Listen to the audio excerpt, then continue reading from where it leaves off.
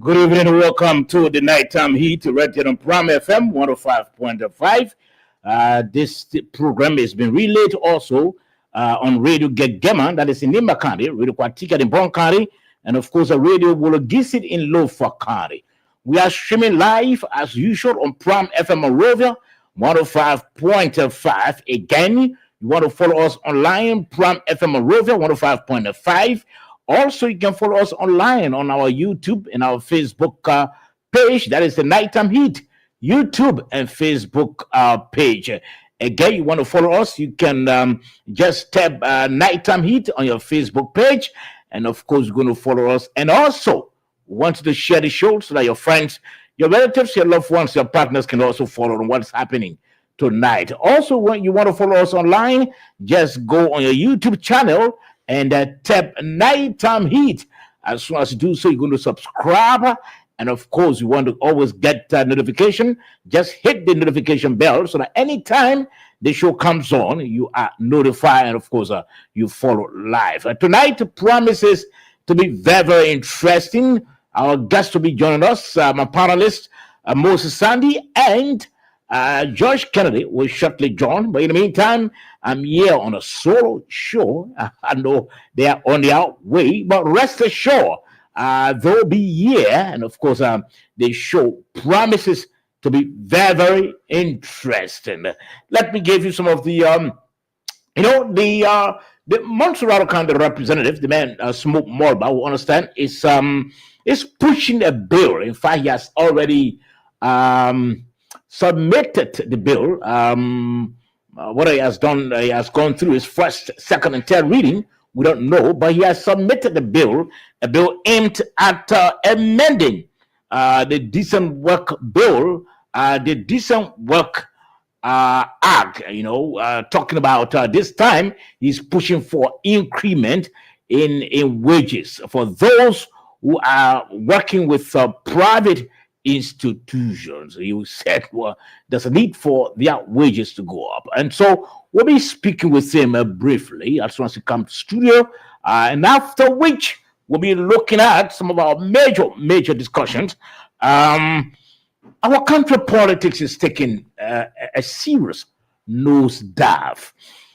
Over the past time, we've been hearing about when we've been listening to debate about the health condition of current president and former president. But how are those sort of discussions important? How are they pivotal to helping us as a country, as a people, in trying to achieve our arrest agenda? Every time you listen, you go through the social media, one will be saying, well, this sort of individual is sick, former president is sick, a current president is sick. How is that important? How is that? What does that show? And what does it say about our politics? Is it taking a nosedive? We'll talk about that.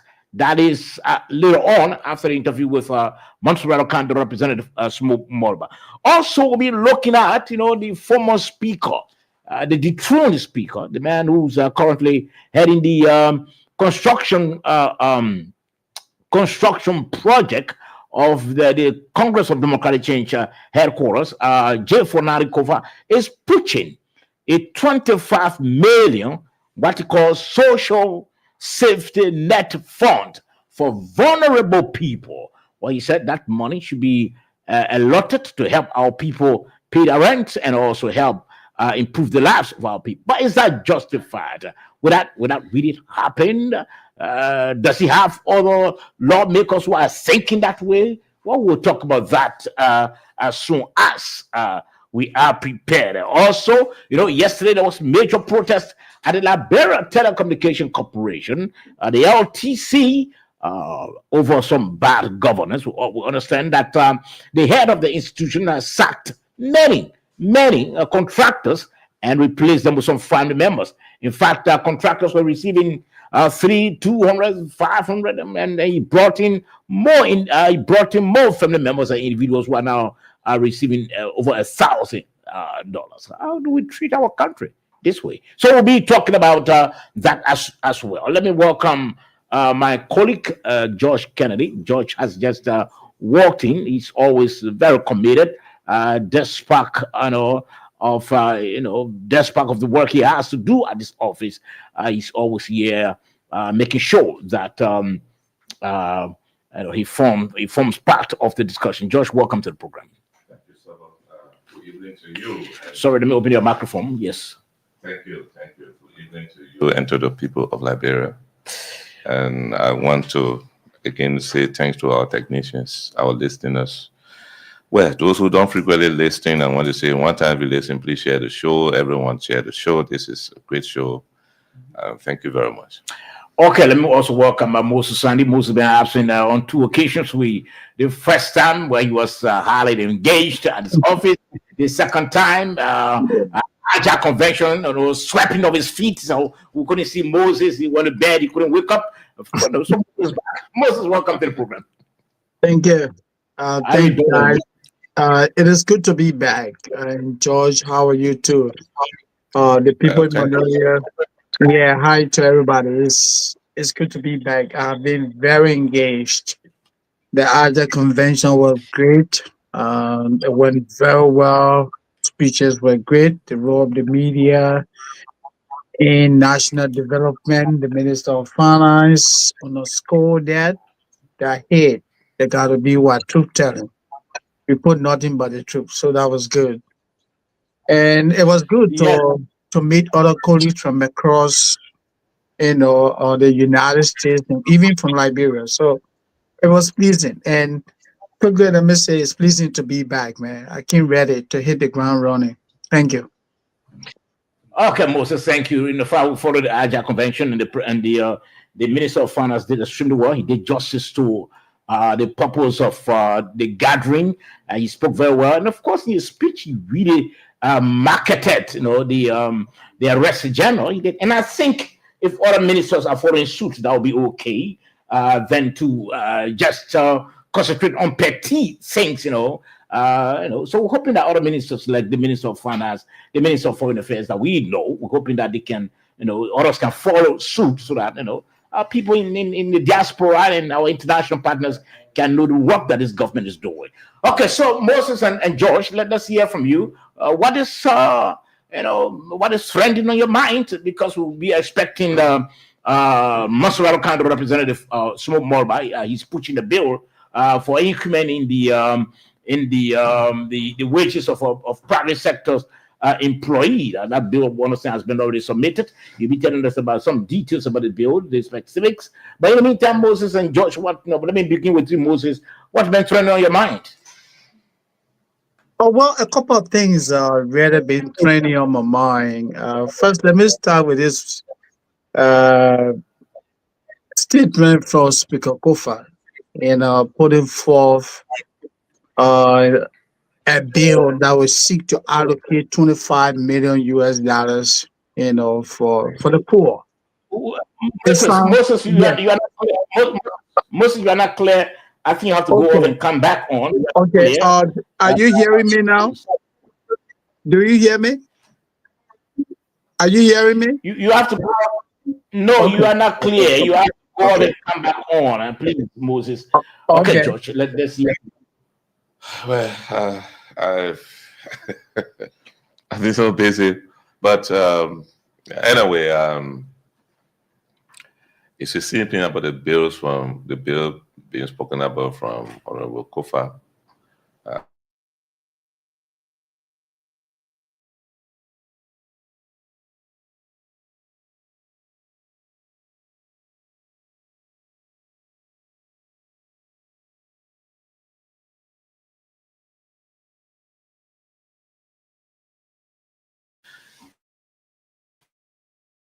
It will hold, but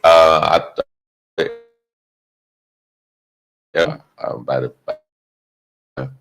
where public sector workers how I hope it will be public sector workers to borrow, to take items that I mean all at the LPA, but it's another very brilliant idea. I clearly say that if the system yesterday is not today, the country yesterday, the way people used to behave is not the same today. So I pray that we put a kind of system into place as a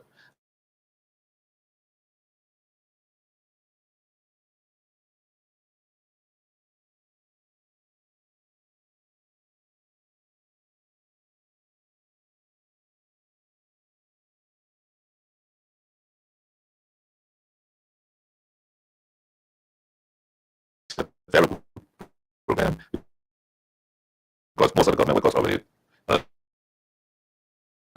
they are disposable income revenue. So to have access to certain things that will take over a longer period of time is better. So another thing that we need to learn. Okay, all right. So please, listeners, can share the show. This promises to be very interesting tonight. Just to share the show. We want to share just a prompt. We are streaming live on Prime FM. 105.5. We're also streaming live on our Facebook page. That is the Nighttime Heat Facebook page. Just type Nighttime Heat and of course go for the show online. We're also streaming live on our YouTube channel. And of course we'll also for the show online. Most welcome to the program. Yes, Welcome, Moses. there's an echo from your end. What's going on? Are you hearing me? There's an echo from your end. It's like you're going in and out. You said get an echo from an echo. So I don't know what is happening from your end. I'm hearing this echo. I'm hearing the echo. Do you guys hear me? I'm hearing the echo from your end. Do you hear me? Are you hearing me? Do you hear me? Oh, are we okay? Just a moment. Okay. Just a moment, please. Let me make some adjustments. Do you hear me? Loud and clear. It's okay, Moses. Okay. All right. Okay. Thank you. Yeah. Thank you. Sorry for the technical glitch. I didn't hear your question. You said what is on my mind, right? Yeah, surely. Yeah. Quickly, let me just say this: the bill from the former speaker. Look, academically it sounds good, but in theory, Moses. yeah. Let me hold you there. That's part of our key discussions tonight. That we're just talking about what is now part of the land up, Okay. like what initially Okay. considered the confirmation Yeah. of Okay. Yeah, and then another thing that really stood out to me today when I watched the confirmation hearing with the Minister of State. Senator Delon is a very smart politician. He's trying to make a comeback. So he introduced this very controversial story that has to do with this ongoing project, the presidential palace, which is being erected in Lofa County. And he asked the Minister of State designate. He said, look, we've been reading about this, we've been hearing about this. Are you aware of what is happening in Lofa? I was amazed when I heard my friend and brother Steve Quia say that, oh, well, he has little or no information about such project. However, he promised to get back to the Senate.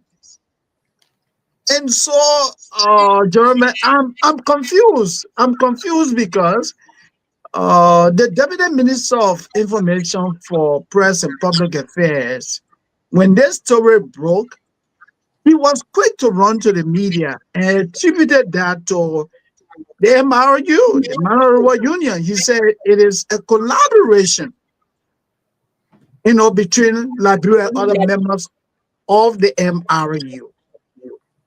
The Minister of State, the Deputy Minister of State, Colunia Kra, is also in the media saying that the project being referenced is an undertaking of the Liberian government.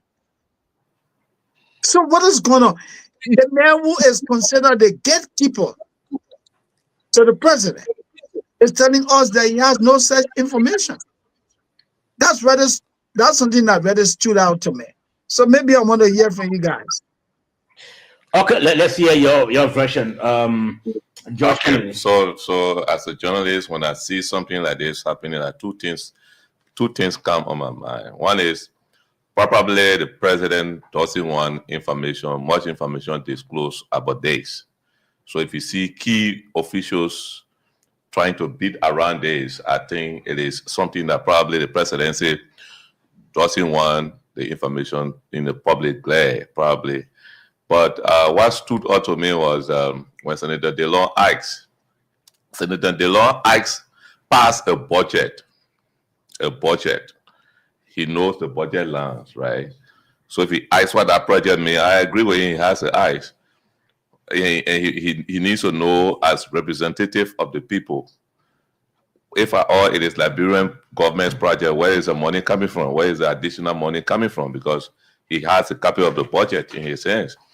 So if the Minister of State comes or Destiny comes out and say, look, I don't have much information on this thing, I'm going to get back to you, it tells me that probably the presidency wants to keep this on the table for now until this project is completed.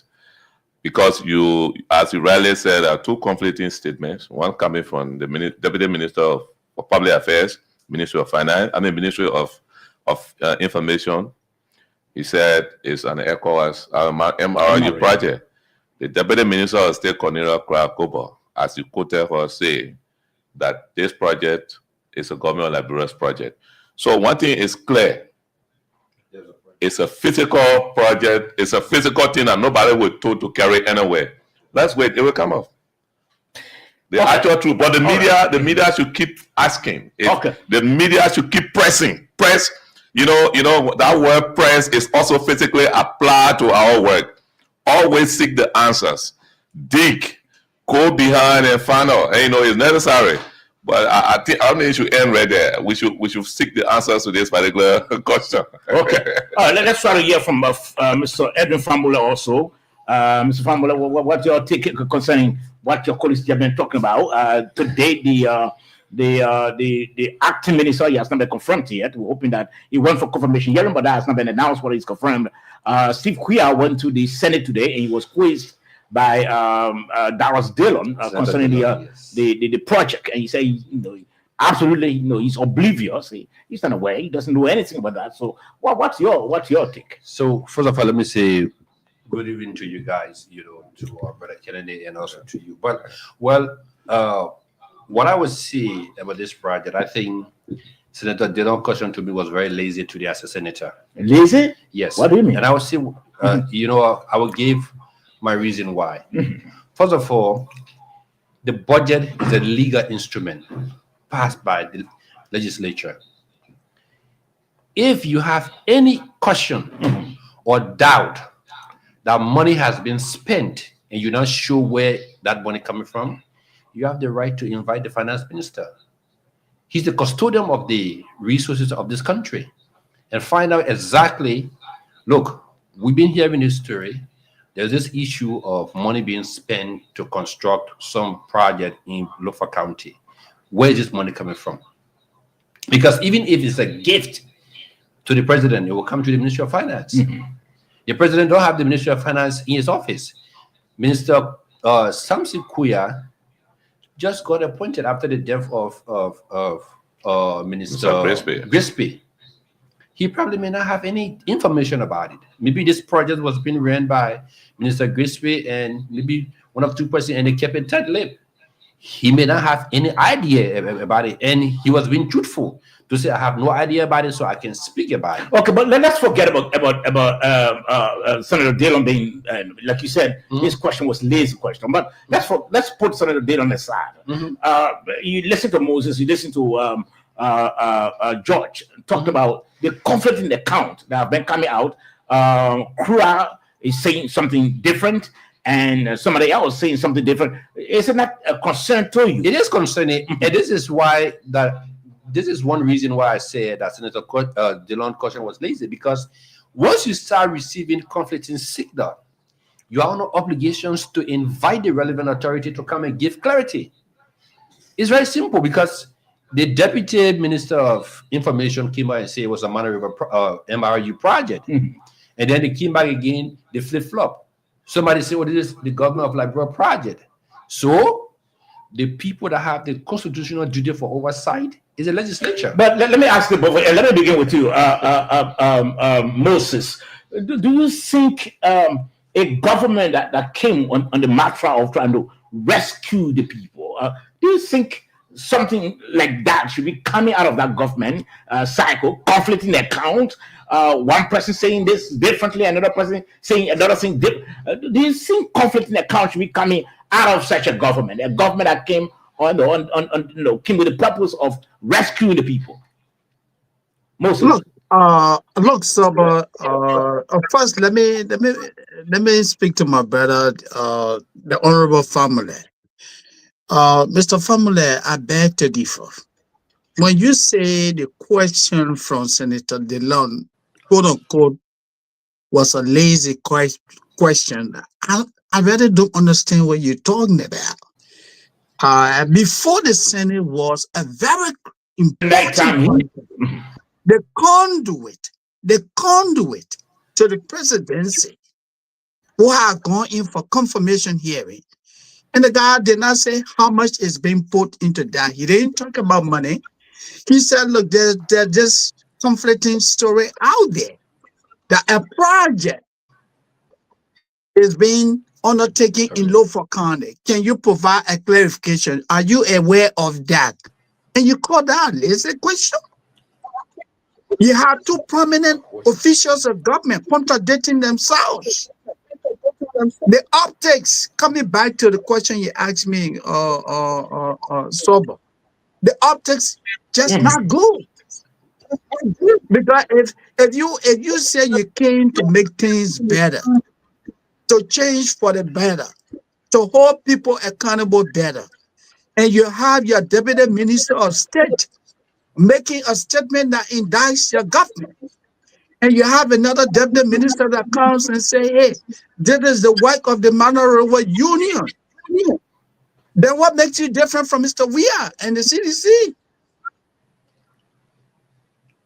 This is the question that all the people who believe in the Unity Party, I have a lot of good friends in the Unity Party, you know, we get along, but when it comes to telling the truth, we have to say the truth. I think the government has to do better when it comes to this project. The public relations out there is terrible. They need to come out clear and clearly state what is happening. But flipping stories here and there, that's not going to help. George said the same thing. George said the media must continue to ask the difficult question. If you don't answer these difficult questions, my brother, then you're no different from Mr. Weah and the CDC. Thank you. Okay, Moses. Oh, yes. Let me just respond. Yes, Edwin. I'm not in any way trying to back legal instrument. All of the president is clear. Now, what are you for confirmation? Kind those questions. You see, politicians has a way. I'm not backing NSI here, but I'm saying Senator DeLon, as one of the longest serving senators in there, should know exactly who to be citing and asking these hard questions. But sometimes we play with these things because the Minister of State is sitting before you. You want to score political point. Write to the Minister of Finance, Minister Gafuan. You have to come here along with your budget minister. We having these conflicting issues about this construction project in Lofa County. Where is the money coming from? Let the Minister of Finance say to the Liberian people that I don't know where this money is coming from. Then we now start to investigate. But you don't go and grandstand in the Senate because the posted old DeLon is. So then you want to direct the question to the wrong person. So, George, is the DeLon's question emphatic on the question and the conflicting account that and the silence from the government? Do you think? You see the accounts, the conflicting accounts is what more relevant to see. The question was pressing the right question, right? The question is a good question, but who do you ask this question is what Mr. Fambula is talking about. So the two institutions, individuals that spoke of them to bias because Cornelia Cross, who is a strong rescuer, strong member,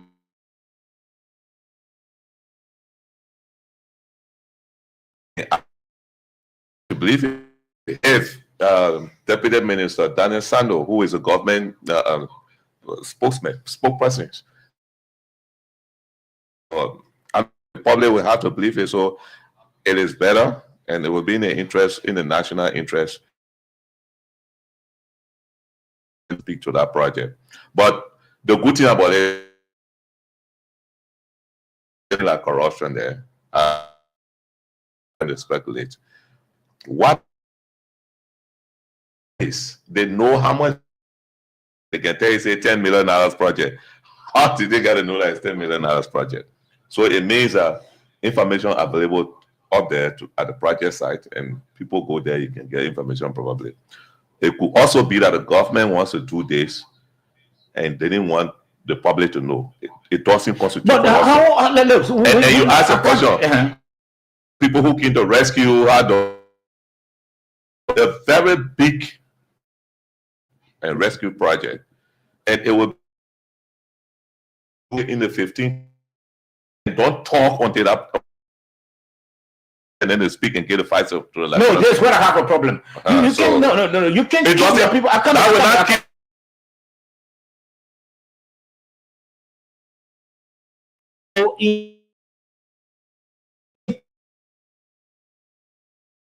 That's why I said when you do it, you report to them. You have to.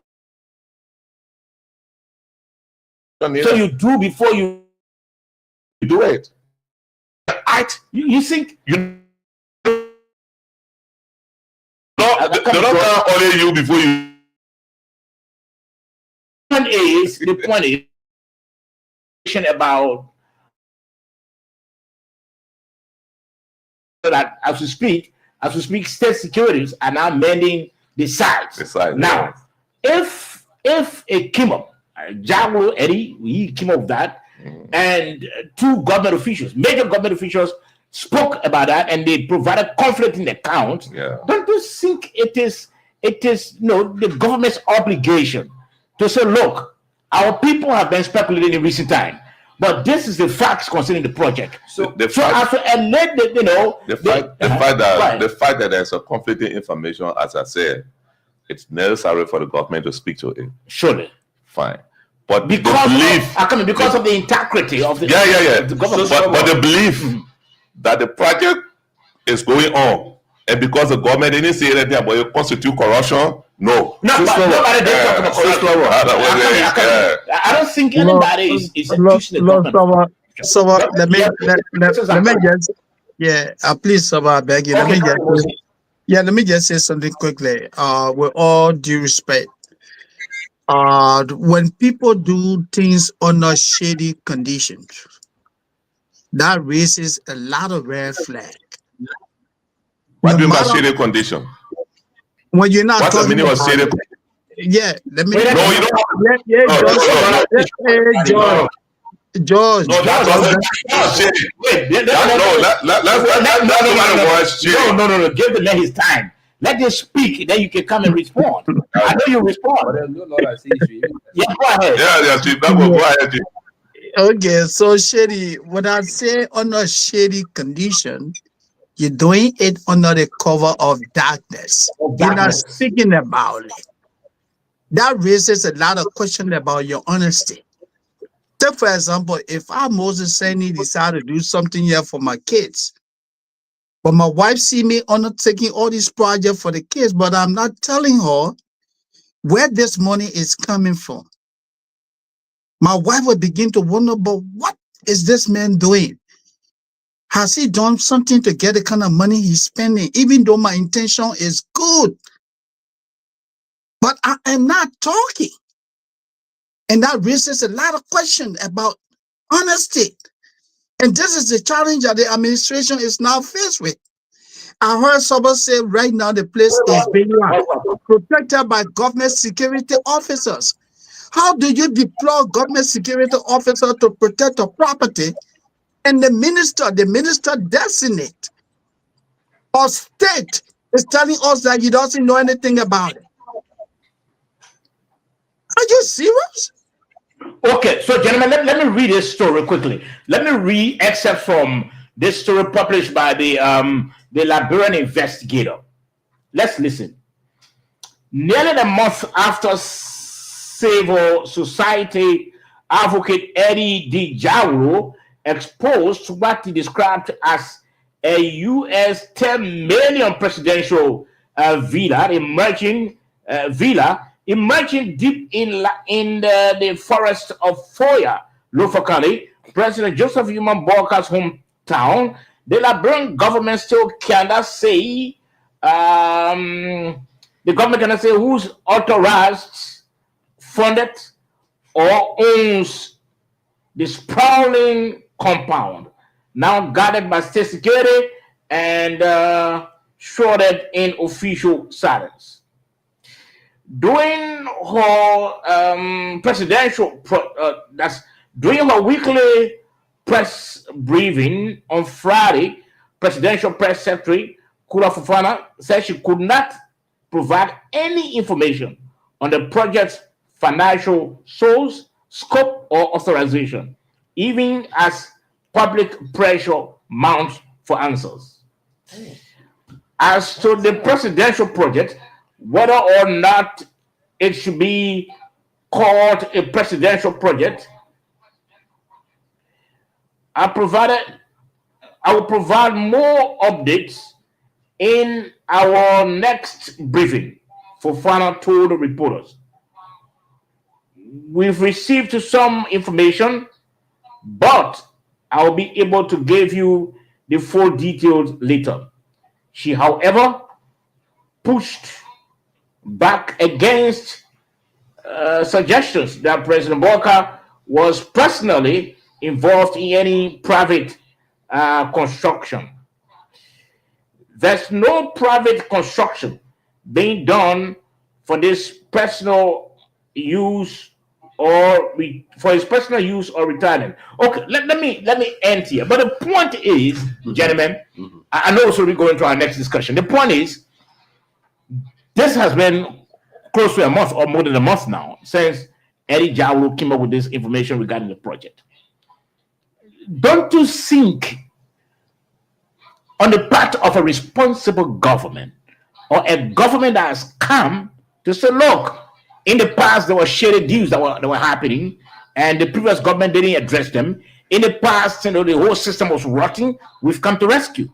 Don't you think, for the purpose of integrity and keeping up to its words, its promises, that is the government's obligation to even come up and clarify, look, this project is an MRU project, or those, one of the ministers said it, and we heard MRU distancing itself. So what do you think, people will think about the integrity of the government if you can't come up to explain about a project that you're undertaking? And state security is managing the project. The story you just read, the government spoke to it. What the government said? The press secretary said she got some information pertaining but to says it. that she has not come up. Where? No, she has not come up. You were reading I'm something coming. down there. No, that's me. It's always speaking to the thing you were reading is what I'm going back to. Kula is quoted as saying, I've got some information. It's not sufficient. In subsequent time. And on subsequent time, I will provide but that has not information. happened. That has not So happened. that is the news. That is the news. Is that a news? So, can that save the the integrity of the government if you are not saying the truth to your people? Keep your point in suspense. Let me say this. We're using the word integrity. It's so easy to use. But deciding to close your mouth to build 100-story building and not to tell anybody where everybody's seen the 100-story building, you decide you're not talking until you complete that building. But no, let me ask you. George,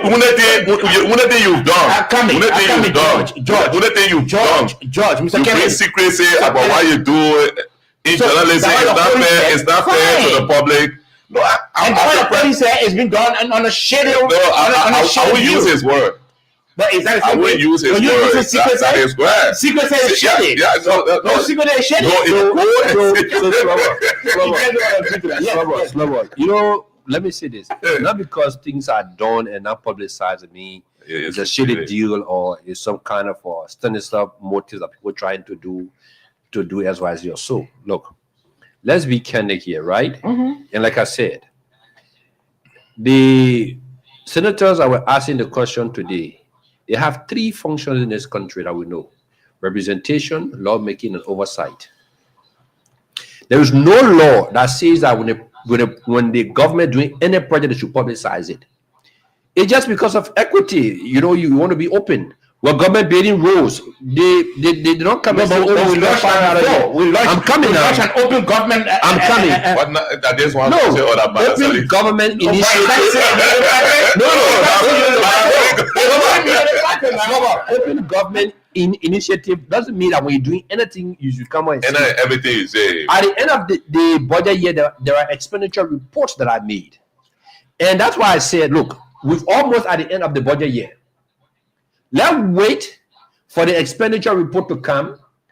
If we don't see where the money came from to build that property, the senators have the right to invite the Minister of Finance and everybody surrounding that project to ask them, okay, where did you guys take money from? Okay, all right. I think let's and if they don't give answers, you can also. Let me finally say this. Look, so honestly speaking, your friends will respect you when you look at them in their faces and tell them that I disagree with you on this, because I think you are proceeding wrongly. But if your friend is doing something wrong, instead of speaking to the truth, and you try to enable the person's behavior, you are not a good friend. And that's what I see happening here. For me to hear Mr. Family and my own brother, Mr. Kennedy, telling us that as a country, you will have such a major project taking place in your country. Yes, guys. You have government security officers deployed. And you're telling us you don't have to talk about it. Just remain quiet. Keep the people in suspense. That's what your statement implies. That's what your statement implies. It implies that keep the people in suspense. Don't tell them until the project is over. Amen. So yours, when the overhead, the construction of roads, the overhead bridges and things that the current administration is talking about erecting in the country, don't you see everything in the media? Okay, don't you see everything in the media? Gentlemen, we have to this. Yeah, Mr. Sunday, let me be very frank to say this. If that overhead pipe was not in the central city where anybody can pass and take the phone to photograph, you wouldn't have seen it the way you've seen it. You think why the Chinese people post zinc around the place where they're working, that overhead pipe where they're building it, because they didn't want you to see it. It doesn't constitute corruption. Construction work is normal. That's construction work is normal. But you can go, you can face the place and do the project. For So for Mr. Sandy to think that because we're trying to look at the other side of the issue. So it means that we are enabling him. As we speak, Somebody right? could also look at it and say, Mr. Sammy, then that means you are this. As we you are against the project. As we speak, the road is being built from a River G to Grand G there. How many of us know about it? There's a company there called Chico. All right, gentlemen, we have to go. We have to go on this. We have to go on this. So it's like coming. We have to go on this. It's like in previous administration, people were doing similar things, and individuals like George Kennedy were very critical at the time. They saw it as shady deals. They saw it as the government at the time. They didn't want to be open to the people. So no, I'm coming. You saw it at that time by shady deals and corruption, all of that. But now it's happening in your administration. It's about all this number is unique. I mean, it should happen. So let's move on. No,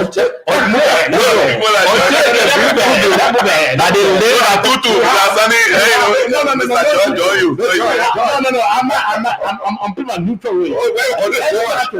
Until it can be proven that the land that the money is being built on is belongs to the president, you guys have no point. Let's try to welcome quickly for a few minutes, maybe 15 minutes or 10 minutes. Representative Sumo Morba quickly, and then we can go to our next discussion that has to do with our politics, that has to do with the debate concerning the health conditions of our current and present presidents that people are all peddling, and how does it help our country? How does it put food on our table? How does it improve our economy when we're running with the health condition of former President Weah, or running about the health condition of? We played a video in which, can you imagine, the chairman of the Unity Party? I thought there should be young people or smaller guys in the Unity Party that'll be doing that. And when it started, I can remember when the whole debate started about the health condition of George Weah, the Secretary General of the UP came up on his Facebook page, and he came up and he said, "No, let's desist from this. Former President Weah is Liberian. He's a figure that we all should respect." And I really relish that statement made by the Secretary General at the time. But some of his colleagues didn't listen. Rather, they started running with health condition of how does it help our country? If, let's assume, George Weah is sick, can that improve our economy? Can that improve our health sector? I don't know why we do this to our country, but we'll be talking about that. Let's try to first welcome Mr. Sumo Morba to talk about his bill quickly, and then we can move on. Representative Morba, welcome to the program. I would like to say good evening to everyone. Sobo, the rest of the other guys, I would like to say good evening. And especially to my brother Kennedy, I would like to say good evening to you. All right, with the issue of the bill that were introduced, I think we did the first bill somewhere around 2024 as it relates to the war on economic crime code. I think my issue have been looking at the masses, our people who really suffer, who are in need of government support. So I took a look at the entire bill, the Decent Work Act 2015. And there were areas that I took blue to, especially the one that happened to do with Chapter 16 of the Decent Work Act of 2015. Chapter 16 make reference to minimum wage. When you look at the minimum wage and look at the living standard of our people, the figure there really does not commensurate with the living standard of our everyday, the way we go about our life. Especially with commodity. So I think it make it more difficult, and there are other key issues that I took into consideration in Chapter 16 of the Decent Work Act. In Chapter 16, there's not a major or compliance mechanism that is put into place where the employer will execute those mandates from the minimum wage.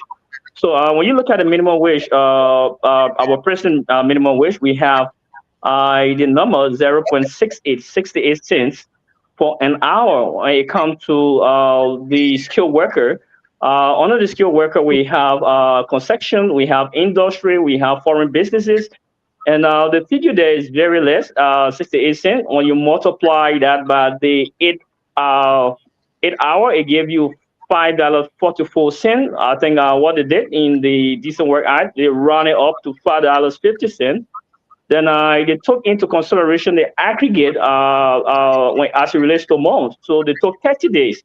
So out of 30 days, they subtracted 4 days, which is Sunday, full Sunday. So the level 26. If you multiply 26 by $5.50, it gave you $143. That's the minimum wage for the skilled worker. Then we took a look at domestic casual worker. Under the casual worker that have to do with our local worker, they have a rate of 48 cents. When you multiply 48 cents times the 8 hour, it also gives you $3.44. It was also rounded to 50 cents.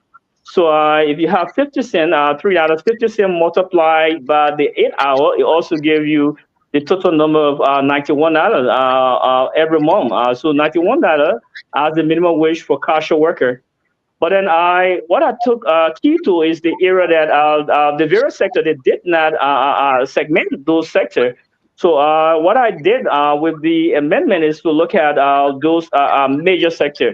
So what I tried to like place construction into one category because remember now on the construction, the guys come here, they extract our natural resources, they carry away our diamond, they carry away our gold, and our people are not receiving much. And let me tell you, Sober, I did a lot of research before coming to this this amendment because I went to various companies, construction, and I found out that even our people there, they are not being paid their retirement. There is nothing like retirement package. So if you pay a guy 143, then we come to deduction of those taxes. First of all, we look at withholding. Withholding, when you do the calculation, is like $12 based on the salary 143. So if you subtract $12 from 143, it dropped the amount down. Then we also look at our NASCAR benefit of 5%. If you do your own calculation of 5%, you will have $128 to be the one that the employee would take home. So if you take home $128, take into consideration the distance from the work site. So people have to pay their way to get to their very work. So if they pay their way, transportation, you subtract, there will be nothing left. The entire job is like volunteer job. So what we look at is that since the guy are extracting more from us, what we can do is to have an equilibrium. It may not be a balance, but an equilibrium where we look at the standard for the foreign worker, because when you listen to Jokai make mention of those foreign workers. We have a total number of 10,000 plus foreign workers in Liberia. Then the minister said that with the foreign worker, we need roughly about 3,000 to deter them. I think the 3,000 won't deter them because I have been with the public, the private sector. I know what it takes. One way in which the guys will work it out is just simple. One, they could negotiate with the employee, the foreign employee, the employer, and say, look, we bring you in from India, we bring you in from Lebanon, but then this is the rating. We pay you 1,500. 1,500, because we have this issue with our work permit, we will always take 300 from you and we give you 1,002. The foreigner will agree, right? Another way is to assign the figure on the commodity that we buy so that consumer can pay for the work permit. So it make it more difficult for us. But here's the rating. We have 500 for foreign worker.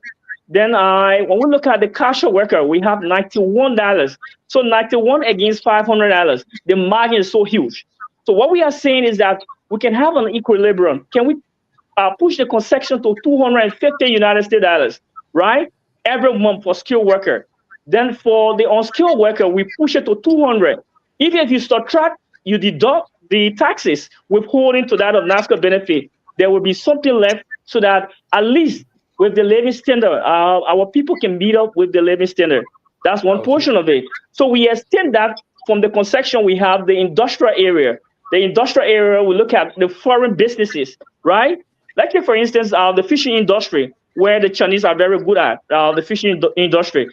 When you get to the various coastal rate, you get to the various fishing company, you find out that Liberian workers are being paid $91 because They are within the cold room. So be a cold room boy, a warehouse boy, they pay them 91. That's casual work. I think it's less. I think it's less. If you subtract from there, the remaining, there will be nothing for them. So what I'm looking at, because after the work, after they have retired, right? There are no package for them. But at the end of the day, because of the cold, some of them got, they will get sick. So how can they relate to whatsoever sickness that will come? So one way to handle that is to push that amount from $91 to $200. Then another aspect of it is the issue of private schools. How can we get good teachers? Because most often, when you look at the private schools, when you look at withholding, most of what the Central Fund Administration is between the range of 12,000 to 17,000 LD librarian dollars. Most of the schools. So if you have 17,000 withholding, even 12,000, it's below the threshold, $60. So you cannot deduct government taxes. So what happens is that if we amend that to 150 for all private schools, you have good teachers. You have people willing to come in, people with bachelor degree willing to come in to teach. Then you get rid of the high school teacher, people that just graduated from high school. We see most of them in very private school teaching, which is wrong, right? So in order to get a standard and to have maybe the system correct, we need to focus on that to have good teacher. We increase that also to 150. Then for administrator, we have $170. So then we come down to domestic. Our own local worker. Our local worker, we thought it wise to get it there, right? Because we have librarian businesses. Most of librarian businesses are not empowered by the bank. So what we did is to leave it at 143, right? There are other part of the amendment. We have other clauses that when you have just 10 employees, there are ways that you can negotiate with the labor ministry. Then we have compliance.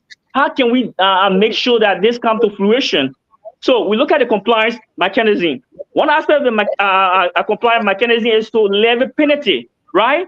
If you are asked to do this and you refuse as it relates to the minimum wage to reach the maximum threshold, the next thing is that doing the monitoring aspect from labor ministry through by inspectors. If you are found guilty, we fine you $500 United States dollars. Next approach, $1,000. The final approach is to shut you down. So if we continue doing this, we have the mechanism into place. I'm 100% sure, right? Our people from the private sector will benefit. Remember now, if we help the private sector, if we support the private sector, then we are helping to build up our revenue. We also help towards enhancing our revenue. We also help towards the economy of our country. At least other people that have money will be willing to do more business. Other people will get into business and government can assign taxes, government benefit. So I think this is how we look at it, right? And I think if our other colleagues, most of them went through it and I think they have interest in it. And I'm hopeful that we'll come to fruition. Yeah. Okay, so just in 5 minutes, I will be letting you to go. What's your lobbying capacity? Your ability to convince your colleagues? It's a good bill, granted, but if the bill is passed into law, you're going to take the credit more. So what's your just give us a description or tell us how you're going to lobby with your colleagues to ensure that this bill reaches the signature of the president. All right, Sobo and the rest of the other colleagues, we started this with the War Economic Crime Bill that came up. It came through a resolution. We had joined a resolution where both houses concur, and it was then placed to the president where he used his executive power, executive order, and we had 131. So as it relates to lobbying, I would like to tell you that Sober, the first thing is that I don't really believe in who carry credit, right? I think it's the thing that we are all doing together, something that the entire house, the 50 will carry this credit. Like the issue quite recently about the order of the house. When we place it on the floor and we had issue with social media, we had a write-up on social media. Today, I think not just few people carrying credit. I think we look at the speaker will also be carrying credit because I told the speaker, I said, thumbs up. Because whatsoever you do here is banning upon you, the speaker, because you are the speaker. You will be carrying more of the credit. So as it relates to the bill, this thing is about our constituents, right? Our people. If we reject this bill, it means that we hit our people. All of our district will go against us. This bill is very important. I think you saw the momentum on the social media. We received almost like 1,500 likes. So I think the people really want change. They want change as it relates to the minimum wage. And I think it's a good sign for all of us, members of the 55th. If we all accept this, I can tell you, Sober, the thing is, I think you listen to Foley. The thing is in everyone's interest, right?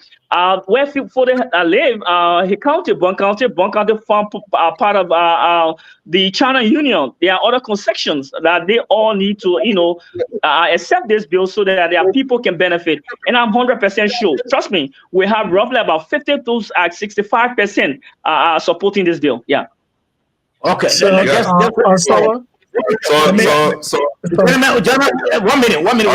We have the honorable for up to 9 o'clock, please. We have our discussions. We got other issues to talk about. Just for a few minutes, we'll have him.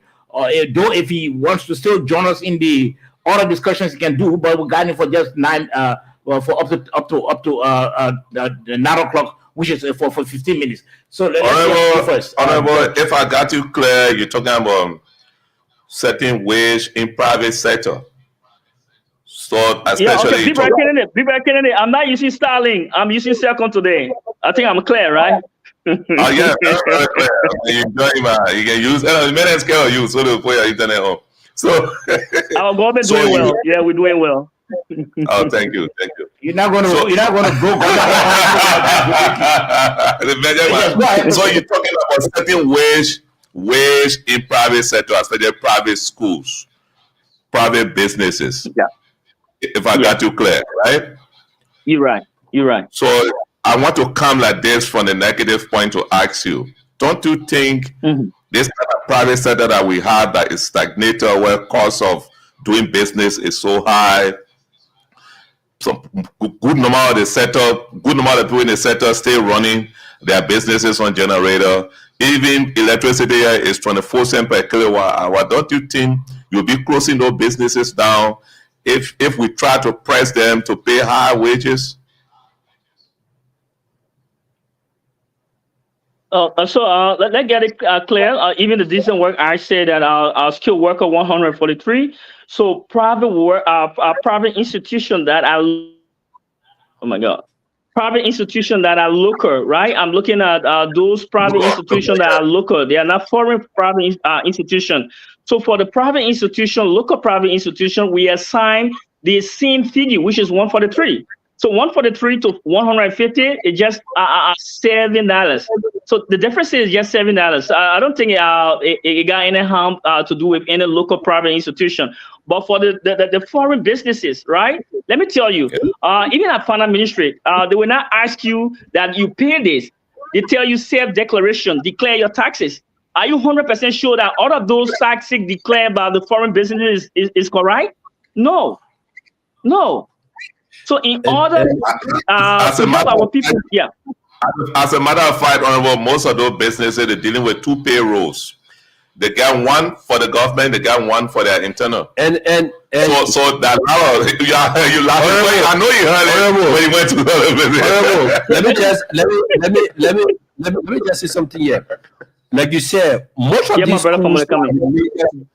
these schools are religious institutions. So they have tax exemption, they're not paying taxes. So definitely they can be able to pay more money so that they can be able to take better care of their teachers and get the best of the guys in the classrooms. 100%. Yeah. Okay. 100%.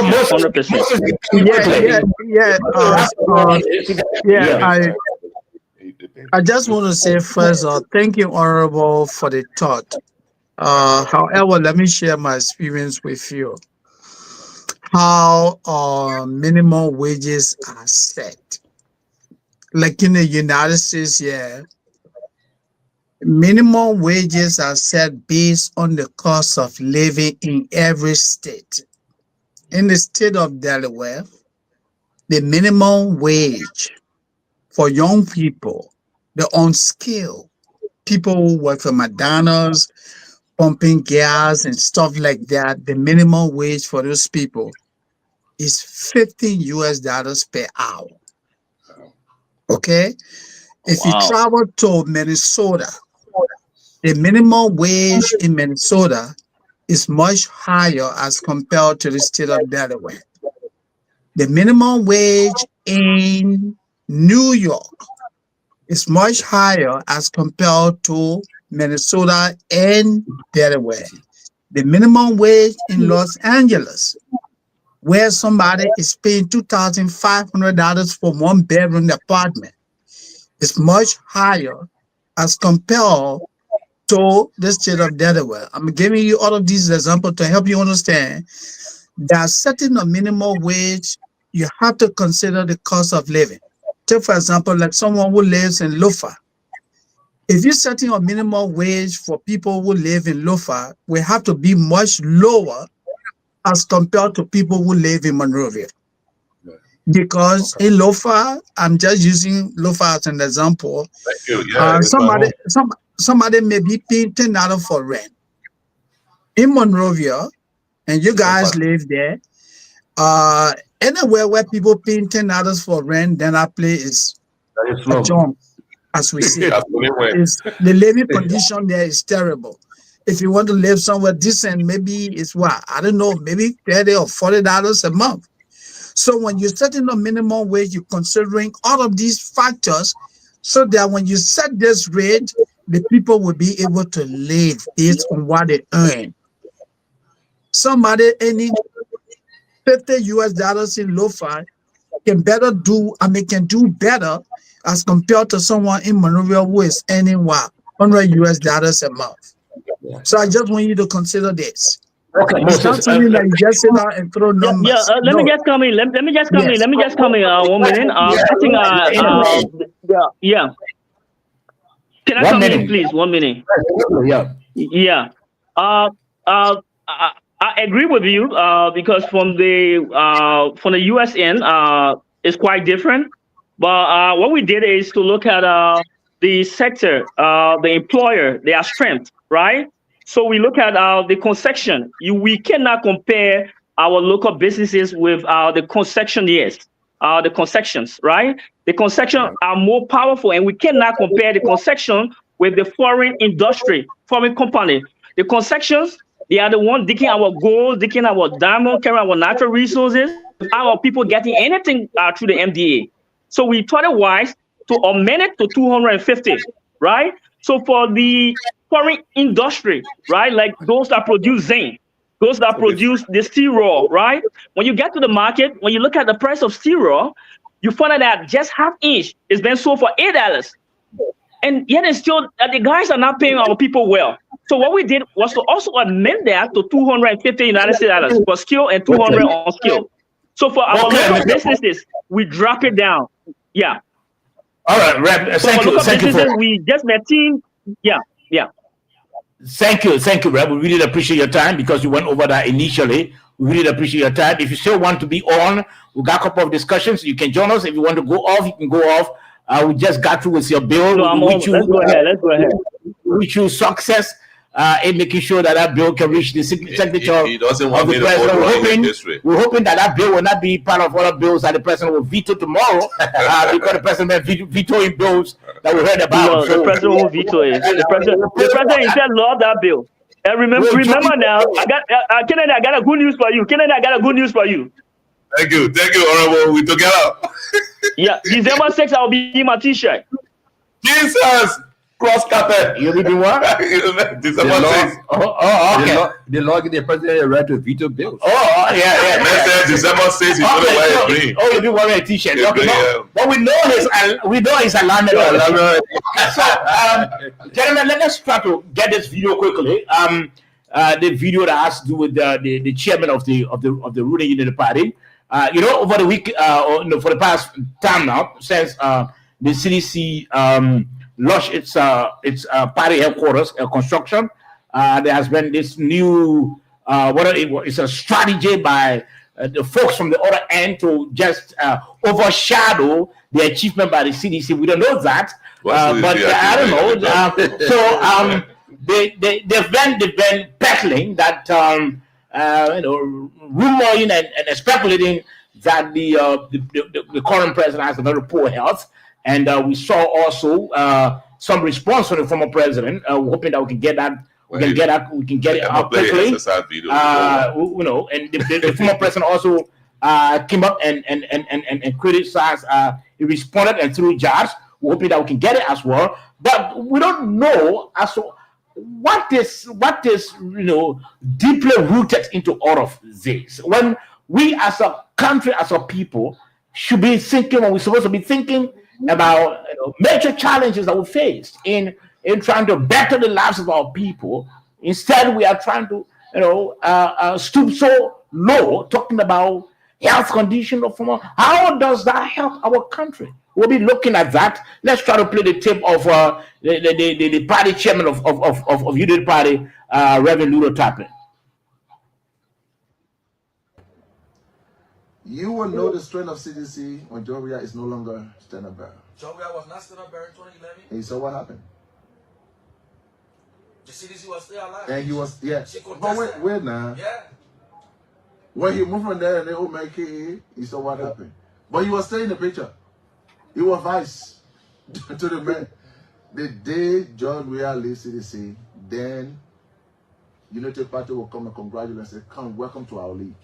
Because you cannot know the strength of a political party until the founder is no longer there. So that's why I'm saying we are not in the same league. We've been tested. We've had a founder. We've had the most populous person. CDC have not been tested. Most of the people are hanging around Joria. By the way, I want to say to my brother, when you saw, I see some pictures and I'm saying that, wow, is he well or not? Well, if he's not well, I wish him well. I pray that he's a good citizen. Okay, let's end it there. Let's end it there. Yeah, whatever, but is he well or not? Should that be the concern? But I will I will begin with Moses on this one. I will begin with Moses on this one. Whether that should be the concern of the chairman of the Unity Party, when the Secretary General came up to say, look, gentlemen, let's desist from talking about the health of the former president. Let's respect his privacy. And then you, the chair of the Unity Party, coming up, is he well? We will. Should that be the concern of the party, of the Unity Party, when you got lots of challenges? You should be thinking about rescuing the people, improving that living condition. Just quite recently, we heard about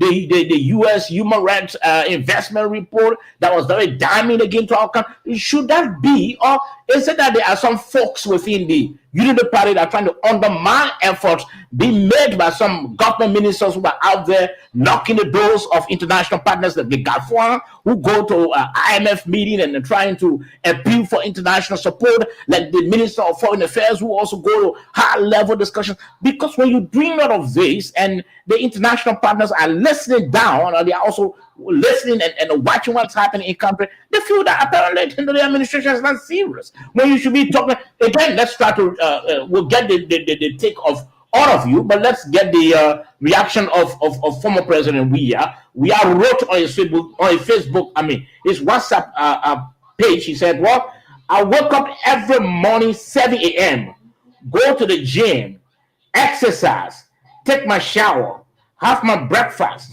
and get ready for my meetings while you waiting for someone to take you up, clean you, bath you, feed you." And what is our politics standing into? What is this country's politics standing in? Well, I really want to hear from all of you. Moses, I'll begin with you quickly. But look, Sobo, when I listen to the chairman of the ruling party, and not only the chairman, but a quote-unquote reverend, the people we consider the conscience of society. When I heard he, sarcastically, talk about the health of another Liberian, it was mind-boggling. It shows insensitivity. It shows how cruel we have become as a country. Nobody walks into a store to say, oh, I need to pay for this sickness. You can be healthy today And tomorrow, in the twinkle of an eye, you will be right on your bed. Someone will have to help you with everything. So basically, I'm saying that the chairman misspoke. He stooped very low. Is the chairman telling us, and this statement is not only coming from the chairman, I see even some prominent people in the UP. It's just that most of them have not gone public, but they are literally celebrating. Are these people telling us that they're wishing Mr. Weah death so that he cannot contest CAN 2029? Are they telling us that this man must be bear rating so that he won't be able to participate in the election CAN 2029? How sure are they that they themselves will be alive by 2029? This is sad. Very sad. Let me stop there. Okay, now before we go to the rest of you, let's read the post by the Unity Party Secretary General, Amos Tuwe. He said, "We urge all Unity Party partisans, support us, and rescue missionaries to refrain from discussing the current health status of former President George Weah. Nobody can assume or conclude on the health condition of individuals due to their physical morphology.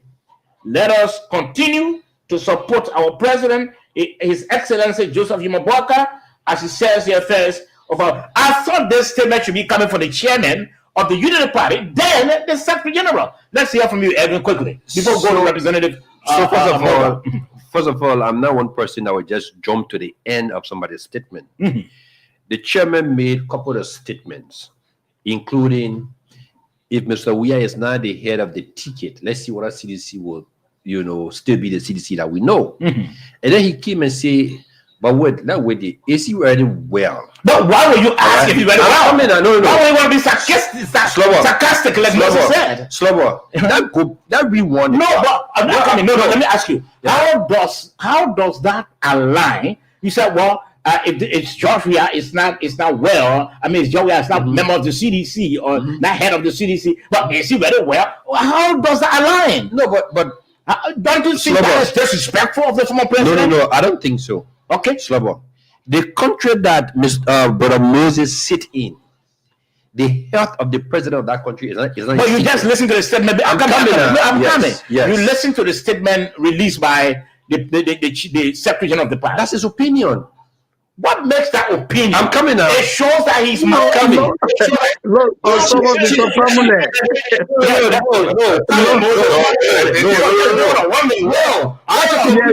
Just a second. Mr. Family. I'll listen to you. Yeah, Mr. Family, with all respect to you, I don't think you should be so condescending when you talk like that. With reference to the second. Listen to me. What he said.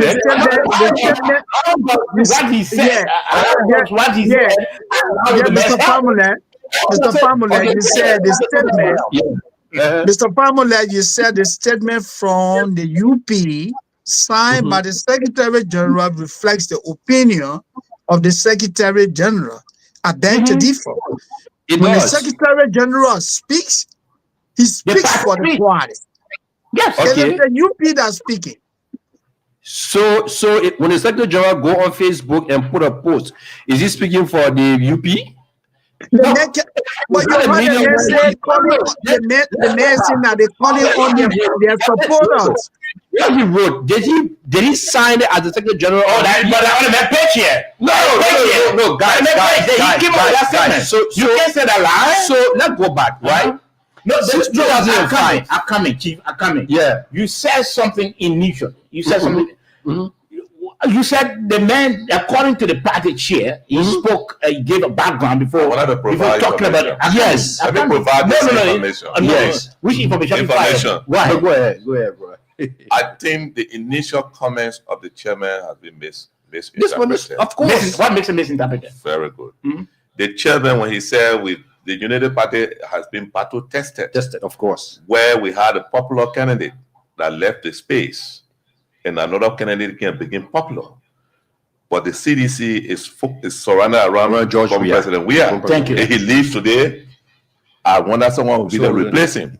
He was not actually looking at his health. No. Wait. Hold on. You can't say he was not looking at his health. Yeah, No, he made reference to his health. The reference came like this. The reference came like this. I like to quote directly. The reference came like this. He said, I saw the picture of the former president. Is he well? Is he really well? The point is, as chairman of the party, when your secretary general has come up to say, look, let us not be disrespectful and condescending. Let's try to respect the former president. Your secretary general, who is the secretary general of the party, Amos Twe. Come here. Amos Twe came up to say that, arching his policies, because he knows that it is wrong. It is totally wrong. We know that it's wrong. But fine. So why would the chairman stoop so low to talk about this? Let me end my statement. Okay, let me end my statement quickly. And I still hold on to the point that whatever Mr. Amos Twe wrote, he wrote it on his page as Amos Twe, not as the UP Secretary General. There are mediums in which people communicate officially. When I'm using my Facebook page, are you saying that because he said it on his Facebook page, so you don't expect so you don't expect other partisans to listen to him, right? That is his opinion. Okay, no. Now, since 2005. No, you're shocking here. I'm coming at you. No. Yeah, you're always shocking here. You're a law student. I said I would like to provide the information also. I said I would like to provide the information also. Yeah, go ahead. What if? Can I come in? Why is the chairman didn't see prior to this interview? Even if he didn't say, should he make a comment? They don't.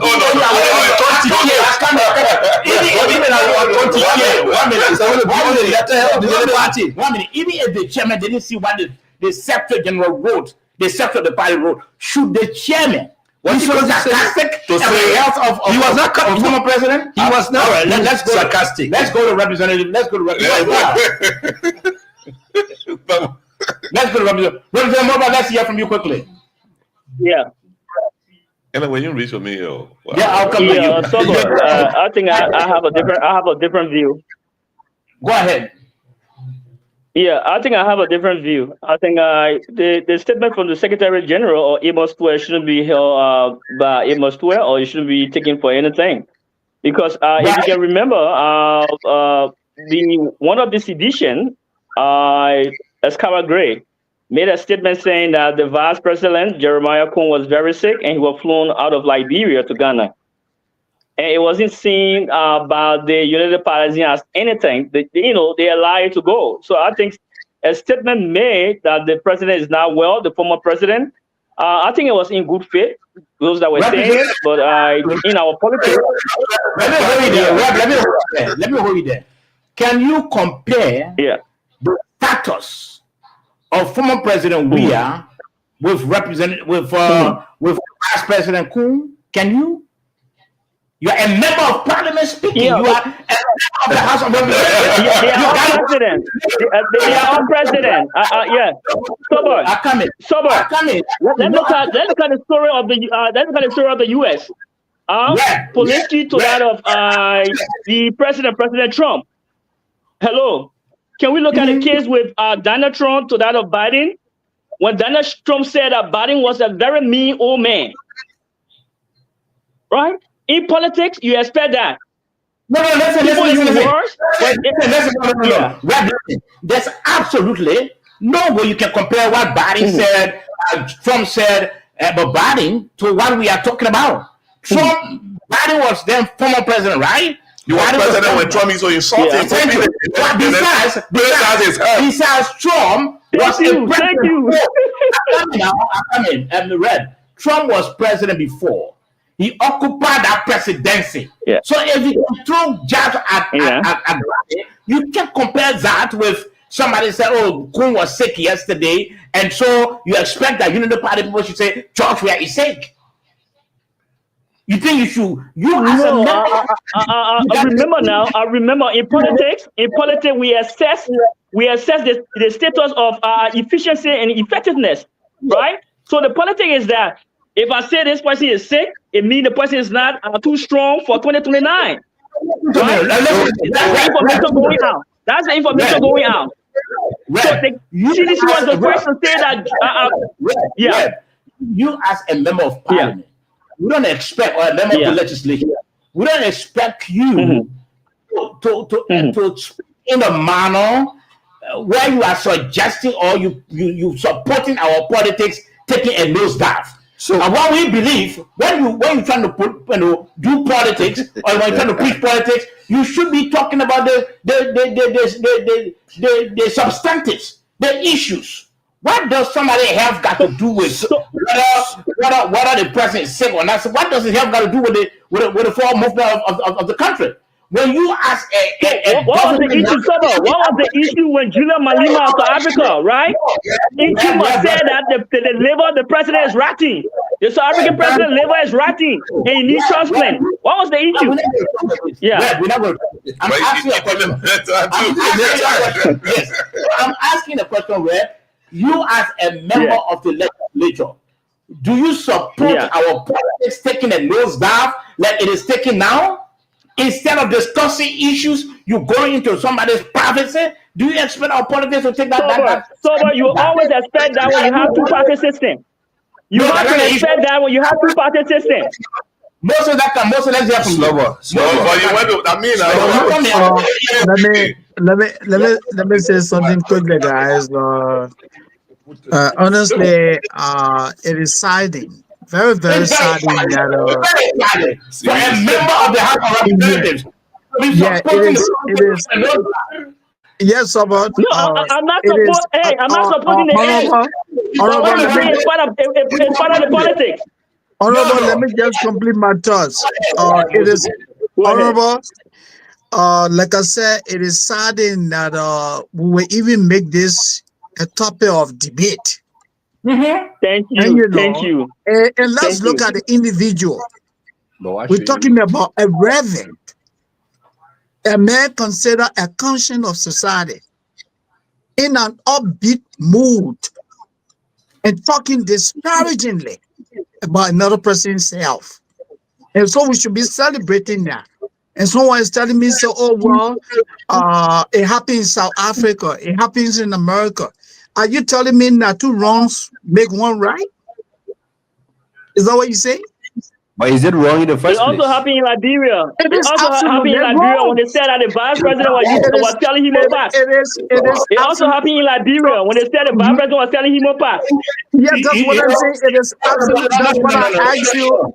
That's the question I put to you, Honorable. Are you insinuating? Are you insinuating that two wrongs make a right? Absolutely not. That is not what you're insinuating. When something is wrong today, it's wrong tomorrow. If it is wrong today, it is wrong tomorrow. And you know. You're right. And to wrap it up quickly, I think when we discuss as politicians, we should be discussing the issue like it's common fact. We should be discussing the issues. Nobody wants to know whether Moses Seni is sick or not. The people want to know what is he capable of doing. Let me be this honest and let Moses speak. Let me be this honest. Thank you, guys. Thank you. Thank you. No, thank you. One question for Moses, please. Sure. Moses, I got one question for you, please. All right. So what happened during the debate? What happened? Because you from the U.S. What happened between the debate between Trump to that of Biden? When Trump said that Biden wasn't fit for the position because he was sick, he was so old. He talked about his mental state, right? You're right. That because he's older, his ability to retain and act in a more efficient way is limited. He was demeaning. He was demeaning. Or President Trump was demeaning. That's why I asked this. That's why I asked you guys.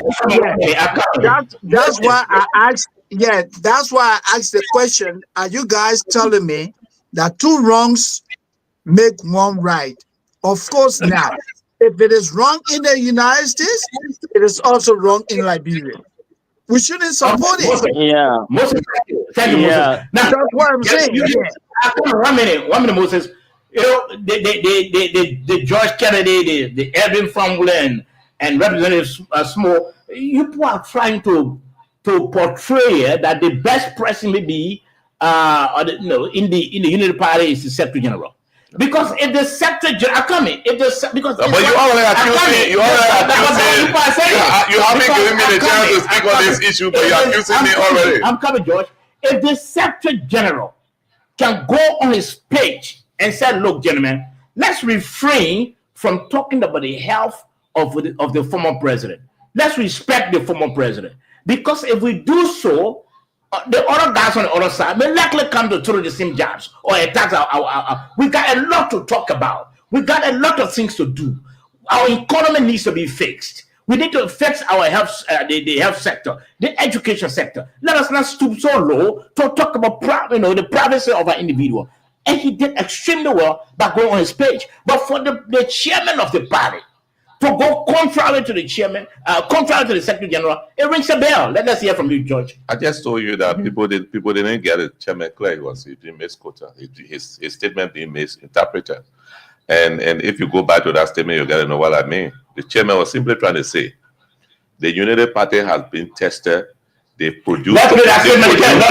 Produce strong leader. Wait. Yeah, you can go there. George, I mean, They produce strong leader. That leader faced off. to do with the chairman of the That leader faced away another leader. Why you want to look at the chairman's statement? Why you want to look at the chairman's statement? Put the former president's statement out. Let's discuss us too. Let's go there. Play the statement. You will know the strength of CDC. You got a big noise. Wait, you're talking about, please go back from the beginning. Now, where the strength of that statement is. What happened? Please go back. I was very clear. Fine. You will know the strength of CDC when Joria is no longer standing bearer. Jovial was not standing bearer in 2011. And you saw what happened. My job, we are no longer standing bearer. No, please remain quiet. And he was, She But contested. wait now. Yeah. When he moved from there and they all make it, you saw what happened. But you were staying in the picture. You were vice to the man. The day George Weah leaves CDC, then Unity Party will come and congratulate and say, "Come, welcome to our league." Because you cannot know the strength of a political party until the founder is no longer there. So that's why I'm saying we are not in the same league. We've been tested. We've had a founder. We've had the most popular person. CDC have not been tested. Most of the people were hanging around Joel. No, please remain quiet. Remain quiet. I think This is the strength of. no, remain quiet. I see some pictures and I'm saying that, wow, is he well or not? Remain. No, I'm coming now. Thank God the public listen to that. Wait a minute. Very good. I said the Mr. chairman Kennedy, 1 minute. is being misquoted, Mr. Kennedy, 1 minute. misinterpreted. Mr. Kennedy, 1 minute. Yeah. He spoke about, he praised Joshua. If Joshua is out of the scene, it means that the CDC is granted. How does it connect to his health? He's a political leader. No. Can I say, let me. I need to come in. I see no issue with that statement. There's no issue with that statement. Someone to address it.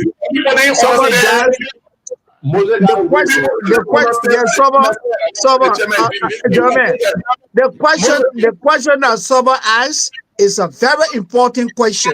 What is the correlation between the two? Between the two. I have seen a picture. Is he well? I have seen a picture. Is he well? What is that relationship between? What is the relationship between that and the accomplishment of the UP over the years? Moses, I tell you what. The chairman, I will speak. No, 1 minute, Edwin. Come in, George. When I said the chairman was or is being misinterpreted, I think it's clear that he's been misinterpreted. He was talking about the Unity Party that had a very strong standard bearer in Madam Ellen Johnson said. He didn't call the name. She said a failed off. Another strong standard bearer came in President Joseph Boakai. That had not happened to the CDC. So the CDC had not been tested. He said, former President Weah, as the founding father of the CDC, the day he faded away, the CDC may not stand, especially when he comes to us. To us are not condescending statements. Then he came back, he said, but I saw a picture of him. So what is the coronation then? Wait, listen now. What's the coronation? Former President Weah is a national leader. His health is not his privacy. We are journalists here. We should I was speak to the just people. about to speak to the same His thing. health is not his privacy. Former President Weah is a property of the Republic of Liberia. He's a national icon. Even he falls here today, he slips and falls here today, that bigger news than George Kennedy slips and falls. So anything happening to him should seek the concern of every citizens of this country, not because some people don't support him to be president. All of the politics, he's had this country flag on his head carrying it. He keep the politics, he went to the highest peak. So anything happens. Okay, so 1 minute. We don't want to be condescending about it. For me, I see no connection. Mr. Stanley is right. No connection. Absolutely not. Wait a minute, no connection. No connection. No, but This is why he said, and then the head of the former president. No, There's no. connection. No, That's what I'm saying. No connection. There's no connection, George, my brother. There's no connection between the two. No connection. You got your side, you got a right to say no connection. The listening public would know that you have connection. Let's move Former on. President Weah Let's move on. is a national citizen of this country, is Let's a move national on. icon. Whatever that happened to him should be concerning to Okay, everyone. all right, George. If you say no, that one, then I Let's agree. move on. Let's move on. Let me read again the reaction from the former president, and then we ask about the takeaway. I wake up every morning, 7 a.m., go to the gym, exercise, take my shower, have my breakfast, and get ready for my meetings. While you waiting for someone to wake you up, clean you, so you were bath condescending you, more. feed you, and dress you. Now, just let me ask you, Moses. No, I'm asking for Moses. So you want for the Moses, what's the takeaway there? Let Moses get a takeaway. This is my takeaway. The statement from the former president is also not necessary. Not necessary at all. But you know what provoked that statement? No. The Thank way you. the party chairman talk about this man Kendall. and the Thank mood you. in which he was. You watch the video. This guy was in an upbeat mood and using sarcasm, talking about someone's health, making mockery of someone's health while he was in an upbeat mood. That is what irritated Mr. Weah and his people to put that statement out there. There's no need for that. We should be discussing the issues. What do you bring to this table? Is the UP people telling us that they want this man to die so that he doesn't participate in the election? Is that what they're celebrating for? Maybe President will be him. Okay. All right. Thank you, Moses. So- yes, so- George. Let's hear your takeaway. So let me say this. First of all, the party chairman Let's hear your the takeaway. party chairman was not condescending in any way. And like Brother Kennedy rightly said, we always want to equate private life and public life. From the day President Weah put his hand up, he said he wants to be president. He's a public figure. And we should be concerned about what happened to him. We got to be concerned about with whatever happened to him. Do you know that we are I'm coming. Privacy? No, his health. No, I'm coming. His health. to go into his No. privacy? If we see, Okay, you made a point. no. Slow you made a point already. You made a point. Every time let's start with already help. God forbid. Nobody will cares. Except for family and close friends. Mr. Famule, I Yes. asked you about your takeaway from the president, your former president's reaction. No. My takeaway, he was more condescending. Okay, Josh, let's He hear didn't from name you. To a certain anybody. leader. He didn't tell me who he's talking to. Mm-hmm. If he's thinking about President Boakai, that's not the case. No. He behaved himself, so I don't know who he's talking to. I don't want to go there with him. But I know that even now, President Boakai, when he was vice president, they should have CCTV on him to the airport. They say he's sick. Yeah. They're dragging him off. Yeah, But which that's- year? Look, let me say that even he is a former president. When he was president, he spoke about it. How the person is weak like this. I don't support all of those things. Okay. That's where I stand before Mr. Sandy wants to accuse me. Okay, But I don't support Representative. all of those things being Representative condescending about Mamba. people have situation. Mamba, No. quickly, let's hear from you. What's your takeaway? Yeah, Yeah, Sober. Let me just give you some scenario from. I like to make reference mainly to the U.S.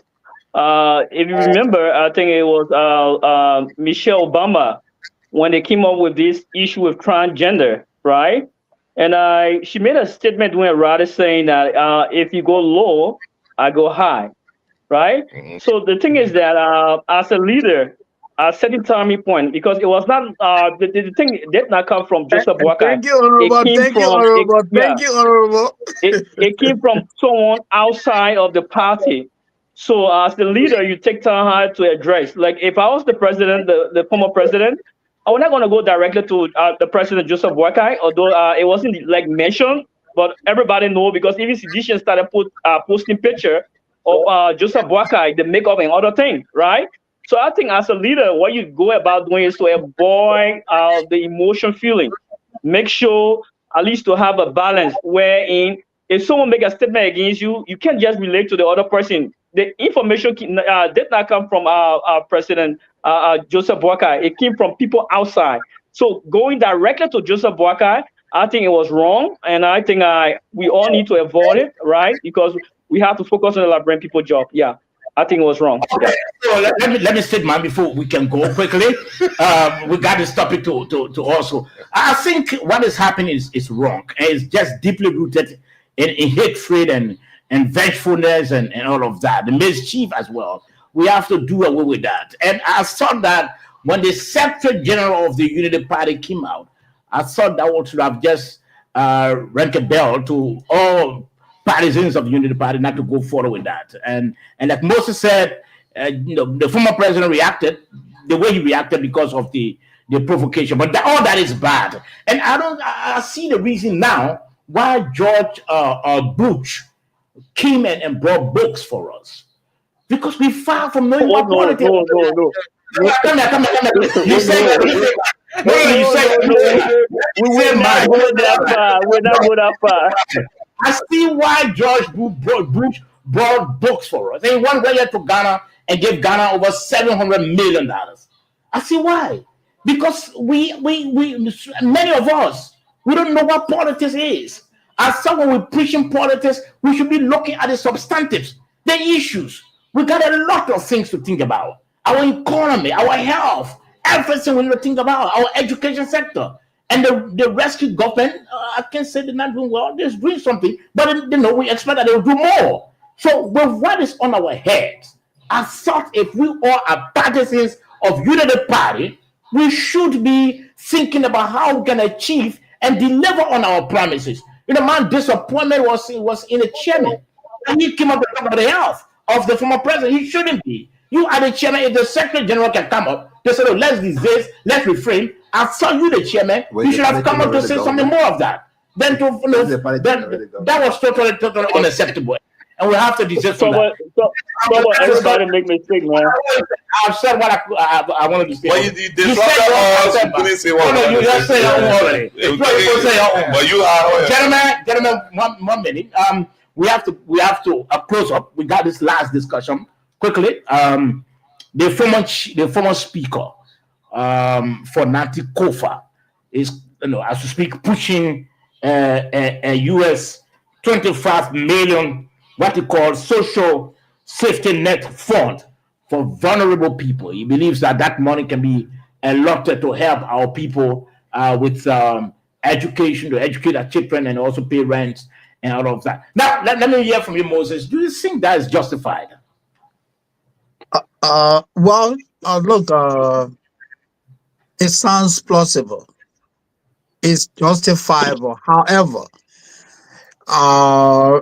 what he's saying is not doable in Liberia. Okay. We live in a very impoverished economy.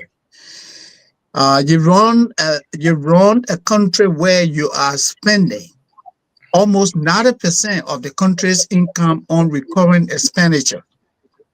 And if you have such an economy, it makes it difficult for you to allocate $25 million for the poor. Like in the United States, there's pool of money for the poor.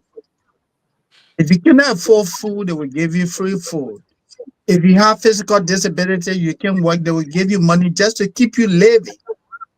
You know, they will give you housing that you don't have to pay anything for it. Maybe $150, $200 a month just to keep you living.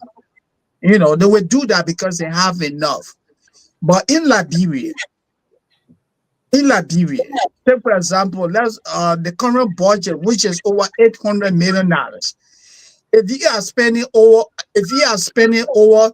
$750 million on recurrent expenditures, salaries, vehicle maintenance, and other that, it makes it difficult for you to set money aside. I know Honorable Kofa, wants to come back to prominence. He's doing everything, but this is not doable because we don't have the resources. I'm speaking as a social worker, as a manager in the business. Okay, let's hear member of the House of Representatives, Sumo Morba. Let's hear your take. Do you think what the former speaker is proposing? Do you think is doable? Sober. First of all, the proposal itself came very late, right? Because when he was the speaker, we expected him to have come with special proposal. But I think he's out now because when you are out, to push, especially what you have on the floor, will be very difficult because I'm 100% sure that other people will not want to give the proposal a chance. But notwithstanding, I think first of all, I would like to know those control mechanism that he's putting into place to manage whatsoever fund that will be placed aside. Because one of the things we have in this country is the issue of management, right? Because I remember during the Ebola time, there were certain money pools, for people, especially food and other things. And I think we heard the story about the rice, the saga of the rice. People took the rice to their various houses. So to have $25 million out of our budget to put this amount aside, I think it need a time that we need to do the study on it to make sure that when we place it aside, it will go to the rightful need or the betterment of our people. But I think it can work because we have other bills, we have other laws that could benefit the poor, right?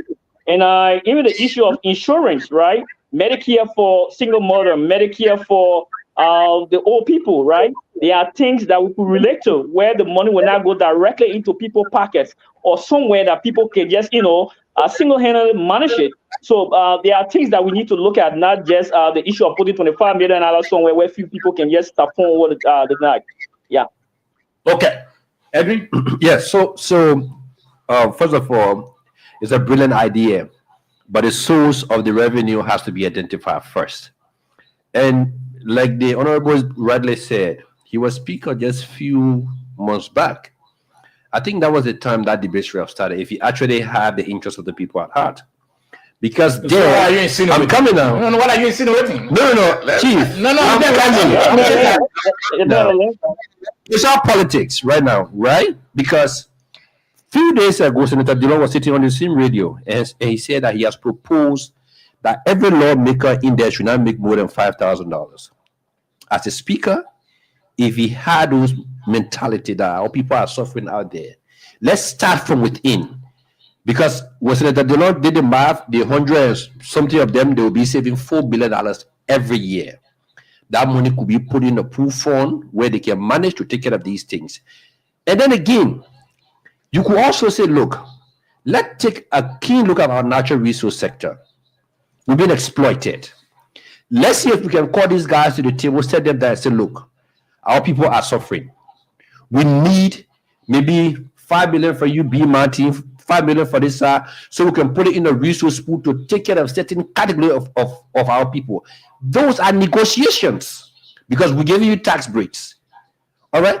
And like he rightly said, when he was speaker, if he was going to start offering those ideas, we'll buy it. But today he's in the backbench. He just a blue man now trying to see whether he can win the sympathy of the people. But it's not a bad idea. No, it's a good idea. Okay. But you will not be able to fund it because you have a very small fiscal space. Okay. Like Moses rightly said. Okay. The fiscal space is very small. Okay, let's hear from you, George. Well, thank you. I will borrow from, in fact, the three previous speakers said it all, but I just like to add that the speaker may find it difficult. The former speaker may find it difficult on this. You see, in the past government, during the COVID, similar thing was tested here by the World Bank or what, The WFP. that WFP, that food something.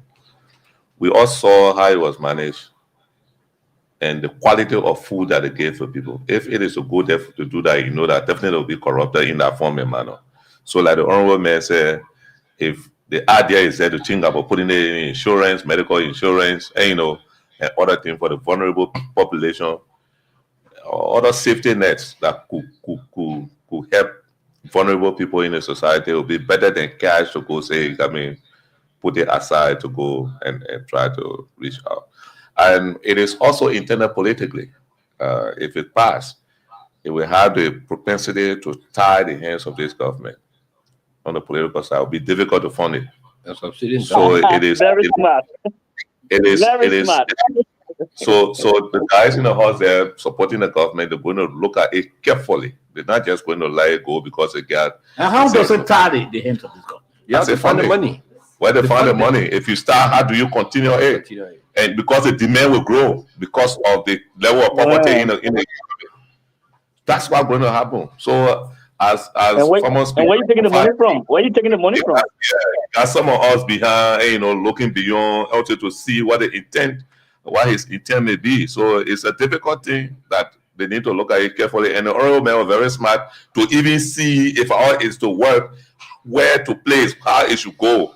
And so I think that's why Mr. Sani said putting the good. Okay, this is what the honorable, the former speaker said. Let's try to read exactly what he said. Yeah. On Thursday, I will present a letter. I think that was he said that yesterday. I will present a letter on the floor calling for the creation of a USD 25 million social safety net fund dedicated to helping our vulnerable people pay school fees and rent. When the town is hard, the government must intervene. Even the great United States provides relief through food stamps and other social programs. We can fund this initiative by cutting our benefits, reducing foreign travels, limiting vehicle purchases, redirecting resources from LPRC and borrowing from NASCO. Our people are restless and crying for relief. The town is hard and we must act now. Moses, you listen to you see, we got a serious problem in this country. Moses, before you come in, me throw right more. Let me get more right. Moses, Yeah, so go ahead. yeah, October. You said something that baffled me. You said something that baffled me, right? You make mention of foreign travel, right? Wasteful spending, foreign travel. But here's the thing: we had a speaker when he was there. They used to travel a lot. That's So why who I you just going to said, convince now not to travel? you guys not traveling. You said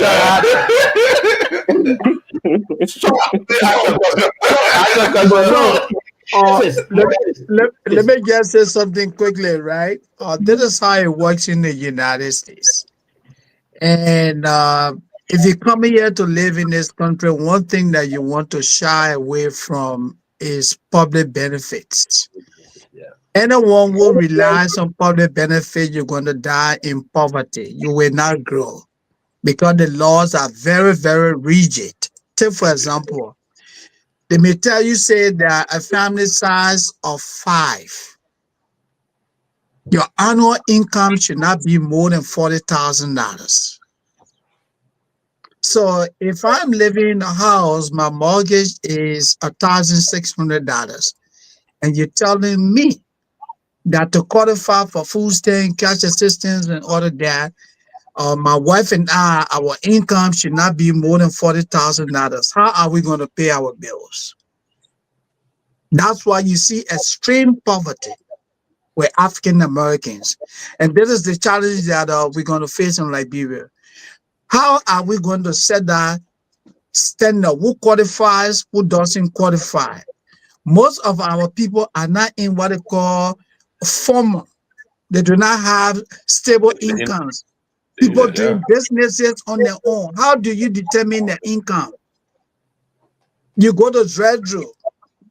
The man has not eaten. You got about 10 people in the house. They have not eaten for days. And you say your standard is what? Say, for example, $500. $500, that should be the person income for $500 for the whole year. And the people have no income. Or even if they are making money, they're not going to report that money to you because you don't have that tracking system. Like here, they were asking for what? Your pay stubs, your bank statement. They are able to track your income. You don't have that in Liberia. So it makes it real difficult to implement. And then to sum it up, we are just a broke country. Okay, so that's your point of argument, but you are not seeing it from the perspective or from the lens where there are individuals who think, oh, the man was former speaker, he was speaker before. He didn't come up with this idea. Why now? And apparently he wants to elevate his relevance once again. You want to strangulate the government. That's all. Yeah, I agree with people who are making the argument because man, when you speak or you occupy one of the most powerful positions in the country. When Kofa was speaker, he didn't think about this. Now he's trying to make a political comeback. So this is related. Okay.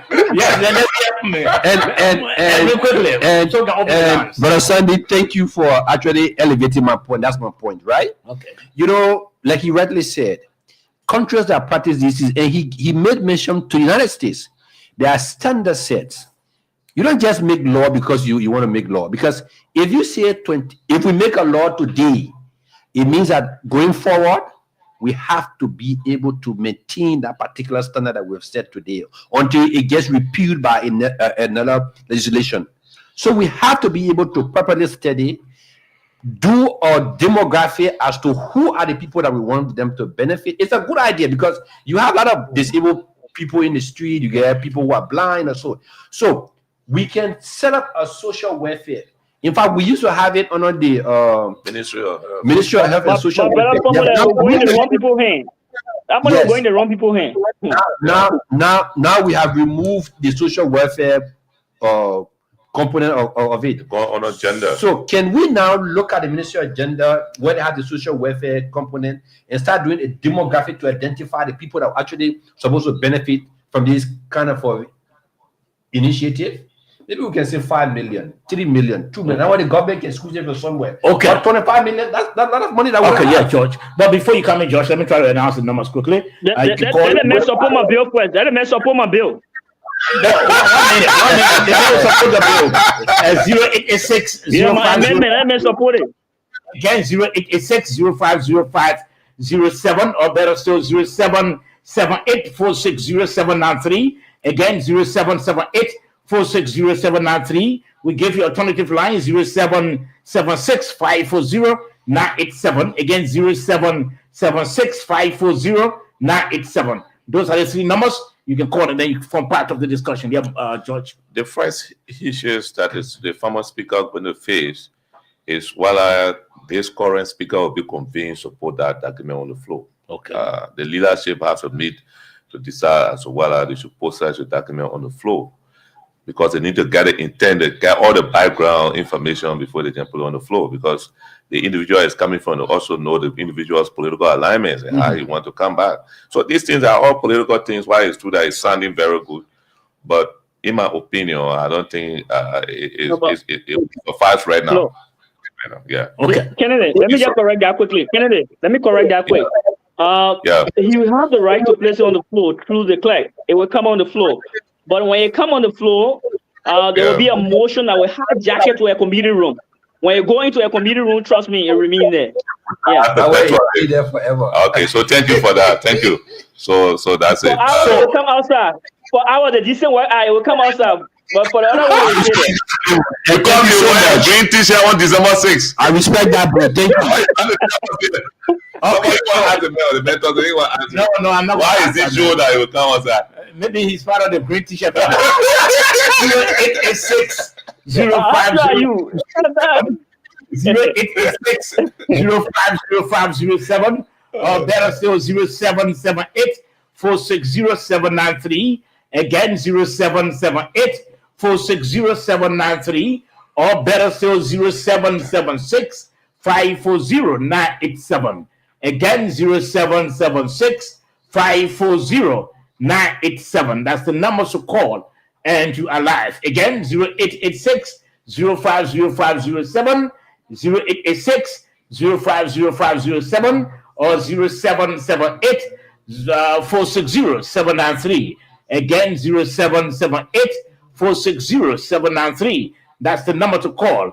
Another alternative line 0776 540 987.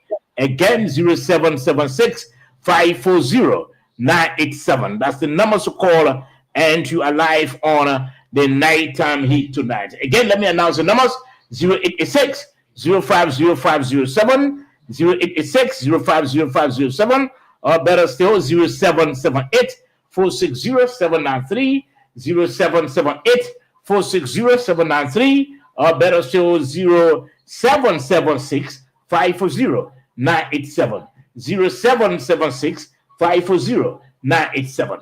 Okay, so gentlemen, while we still await calls, let's see what we can talk about our last topic that has to do with the protest at the LTC yesterday. Let's try to go to that video quickly and get lucky. Let me take this call up quickly. Before then,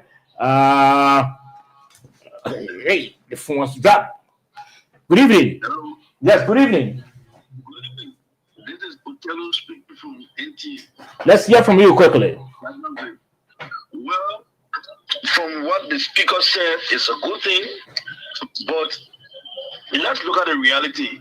If the former speaker is discussing the issue how to reduce some of the hardship, let them go there by reducing our wasteful spending, rather than saying the issue about going to drug companies to discuss it or to ask for these things. You have a lawmaker who is there receiving cars 45,000 for in two different terms. What are they doing with the cars? He has DSA, he has insurance, he has gas slip, he has generator, he has fee for his generator. What are these people do of us? We don't take this serious for what they are saying. Let us start allowing investors to go in committee room. Investors coming, let them go straight to the point. Okay. Let this competition and bring things for the people. Let them start going to concession areas. Because going to concession areas, these artists are making it hard for the people that are working there. Because if they go to concession areas, what they're going to get there is not going to affect the people that are working there. What they're supposed to get, not going to get it straight. Okay. So let them start playing games and other in the interest of the people when it comes to hardship. Okay. You made a point. Let me just call on the line quickly. Good evening. Yes, sir. Let's hear from you. I need to install a question from you, Andrea. Okay. Yeah, following the discussion. The party chairman was speaking in reference the ill condition of the former president. He didn't mean that. It was a passing, but the main point he was stressing was the ability of the CDC to stay and look over your way. But, in this country, we discuss issues based on sentiment. Even you, the journalist who conducting the show, you can see your sentiment in the discussion, which is not fair. Okay? You have to leave out your sentiment. If you belong to a political party, take it out of the discussion. Okay? So, to say that the party chairman was denigrating the former president, it's not fair. And even you shouldn't be making it a public discussion. You feel that it is wrong for people to talk it. Okay. Are you through? Yeah. Okay. Thank you. 1 minute. Yeah. Go ahead. Let me speak to the construction that's taking place in Foya. You see, you're the journalists in the country. I want to blame you people. You people are too weak and lazy. Why are you being referred to as watchdog of society? Dog is something that can find when somebody is hearing the dog, go and find it. But you're Madaya were a watchdog of society. You want to chill out and the news come to you. Yeah? You true? Okay. I think it's true now. So let's leave it there. We're not going to respond to you. That's your opinion. You know, you are entitled to that. 0886-050507. Again, 0886-050507. Better still 0778-460-793. Again, 0778-460-793. Or another alternative line, 0776-540-987. 0776-540-987. That's the numbers to call. And you are live on the Nighttime Heat tonight. 0778-460-793. Or better still, 0886-050507. Again, 0886-050507. That's the number to call. Now, gentlemen, while we still with calls, let's try to get the video out quickly. The video that has to do with the LTC protest yesterday. Okay, let's try to play the video. Government understanding and agreement that He's a good citizen. the centralization of our internet service payment system for government institutions. And not only to be able, and you made 10 contractors, you get them 1% money. You are hiring people 1,500 when you are sacking people who are making 150. We know very well that you are from a good financial background. So we expected when you came to this place to strengthen the financial cycle, the system in this place. To our own surprise, this place has gotten a more bad reputation in terms of our procurement cycle than we even had before. To our own surprise, they help our insurance, all these things. For 2 years, we are yet to listen to your plan in the direction of this corporation. We still want to know what the MD thinks to achieve. The only thing we hear is today finance were not able to get money, and today we are not able to get our money. Mr. MD, when people enjoy the people of the president, they are there to bring innovation on the table, to transform system. You are entrusted with the Liberia Telecommunication Corporation, not just as a place to come and get salary, but as a place that every Liberian will receive internet service, because this is our purpose. If we are losing those basic principles, and we see this place just as a come and take pay and go, our children in history remember us that we stood here nothing. We are here today in our number, not because we want to listen to the series, because you have plenty of time to explain all these things to us.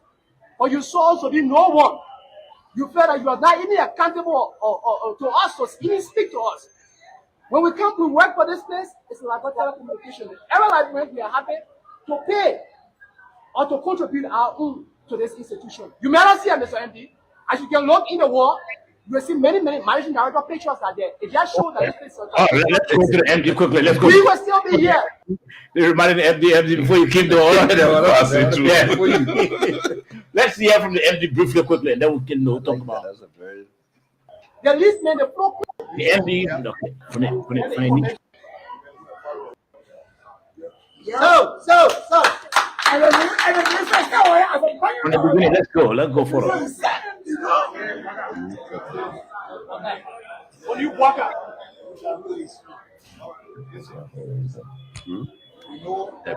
Let's go forward. That's not the MD there. That's the different minister there. Let's see. Okay. The man I was speaking to in the beginning of the video. If you gave me an area 3 meg that's supposed to use 20 or 50 meg, you know very well that the internet service will be poor because it will be very slow. We tried it with LRA when we came. LRA was receiving a capacity that was very poor for their operational utilization. We increased LRA. Today, LRA has the most efficient internet speed in terms of upload and download. So, we will want to extend our thanks and appreciation to all of you. This is something we have been telling ministries and agencies We didn't want this to happen. But some of them too have been having a challenge. So instead of playing a blame game, the president has authorized that the Ministry of Finance look into our case and provide redress. All right, gentlemen, let's throttle. Let's pause. Let me begin with you this on this one. Edwin. Slubber, let me first of all say a big thank you to the employees of LTC. LTC is one of the oldest public corporation in Liberia. Maybe some of us were not even born when they had, in fact, they used to call it telecom, and they had the landline phone or so. There are reasons why these state-owned enterprises were created. They were created as business entity to help the government.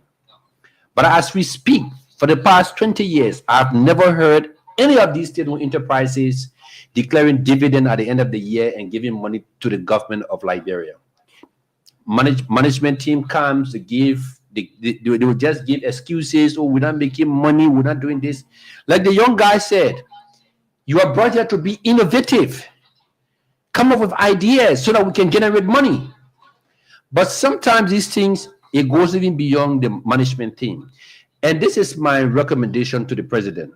Going forward, if you put in people on board at these corporations, there should be people that understand the working and understand how to move the institution forward. Okay. The most important instrument of a corporation is the board, because the board set the direction for the running of the company. But you see, if you start taking people to put them on corporation board who knows nothing about it, they just go there, they sit there, they wait to take a board sitting. In fact, boards are not where people go to take pay. It is where you go to provide your expertise for the forward march of that company. And we're not doing it for the past 18, 19 years. We're just putting people on boards. And it is helping to gradually kill these institutions, where you see one managing director feels that he's the law and gospel, because when they go to board meeting, everybody just sit there, nobody says nothing. It is the managing director that says everything. At the end of the day, these institutions are gradually draining down to zero. Surely. Okay, Josh, let's hear from you. Well, the entire details of what happened over there, I don't know it. I saw the protest. I listened to the speech. Okay. The guy was very passionate. The director general or the managing director started to speak, and I didn't really get the entire reason for which these things are happening. So I think it will be premature for me to draw any conclusion. But you heard at one point in time, he said that the MD was not getting paid, but besides, he sacked a lot of contractors and replaced them because they're not making money. So where the problem is, if you sack the contractors, then you replace them. That's where the problem is. And giving them those you brought in, you're giving a huge So I thought that even the labor law is clear on this. Most of the time, okay, if you brought the contractors in or you met them there and they've been working there, it means good number of them must have high industry knowledge. So if you want to recruit, you look with him first, and then I don't know. As I said, okay, I don't want to jump the gun in. Okay, let's hear from Moses. Moses, quickly. Yeah. Well, quickly, I just want to say, look, let's look at the entity itself, telecom. That institution is now antiquated. I say so because the telecom today is unable to compete with other phone companies in Liberia. I don't even know if they have a viable internet service. How many of you now in Liberia using landline? I would live in the United States. I subscribe to a phone company that provides landline, everything. I don't remember the last time I would answer my landline. They're not using this. Because it's antiquated. Even though I pay for it, I don't use it. You don't use it. So the company is not making money. The company or the entity has become a burden on the country. And some of the policy issues you guys talking about. How do you bring somebody in for 6 years as a contractor? Time for you to recruit the person. to make the person a part of your entity. Then you bring your uncle and hire the person over that person. I mean, come on, man. The way we do things, man, sometimes it can just be, so sad. So I sympathize with the situation of the employees. And maybe government needs to take a closer look at telecom. Okay. Let me just try to get something straight. They have transcended from that landline thing. In fact, they even obtained a GSM lesson. They have a GSM lesson, and they also, in fact, they are the owner of the fiber optic cable. So they supply internet and other stuff. But like I said, they have not been innovative. That's why you have the private company, the Orange, like Lone Star, like now Starlink, and taking the market from them. Sure. Because we are not being innovative. LTC own the fiber optic cable. What strive are you making? And they should be what strive are you making to make sure that every major homes or hotel in Liberia has an internet cable going to their hotel or so? Before Sky to take the market from you. So it needs innovation, and that should come from the board. Okay, quickly. I don't think he's on. Okay, let's start to announce the numbers again. Calls were coming in, but then we're in speech. 0776 540-987, 0776-540-987, or better still, you can call 0778-460-793, 0778-460-793, or 0886-050507, 0886-050507, or 0778-460-793, again 0778-460-793, or 0776-540-987, 0776-540-987. That's the numbers to call, and you are live on the Nighttime Heat tonight. 0778-460-793, or 0886-050507, 0886-050507, or better still 0776-540-987. That's the numbers to call, and you are live on the program. You're listening to the Nighttime Heat right here on Prime FM 105.5 and being relayed by other stations in rural Liberia. We are also streaming live on our YouTube page and our YouTube channel and our Facebook page, and also on Prime FM 105. From FM Moravia 105.5, we are also streaming live. 0886-050507, again 0886-050507, or 0778-460-793, or better still 0776-540-987. That's the number to call, and you are live. Slavo, I have two brothers who are deeply into IT. One of them worked with Safaricom in South Africa. He come in and out by the name of Omar Fambule, and I have George Fambule. Mm-hmm. When they explain to you how that LTC can be a multi-million-dollar industry, you won't believe it. That particular LTC is supposed to be the data storage of the entire country. They have the capacity. The data storage. Of course. Wow. For all of the government institutions. Today, every government institutions have their own server. Have this. The data is a crash in our system. We lost everything because the institution may not have the money to pay for the cloud system.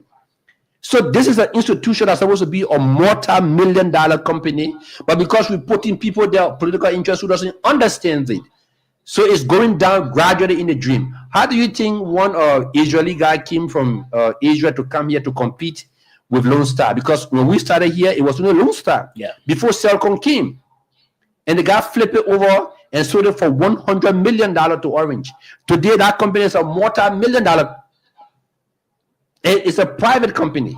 You have a state entity that has a fiber optic that could become the data storage for every government institution in this country. It gradually dying. The MD stands there and says, when we came and there were this 1 year, we couldn't pay salary. Now we have to go to Ministry of Finance. Like Brother Moses said, you put in unnecessary burden on the government because people have not been innovative. Yeah.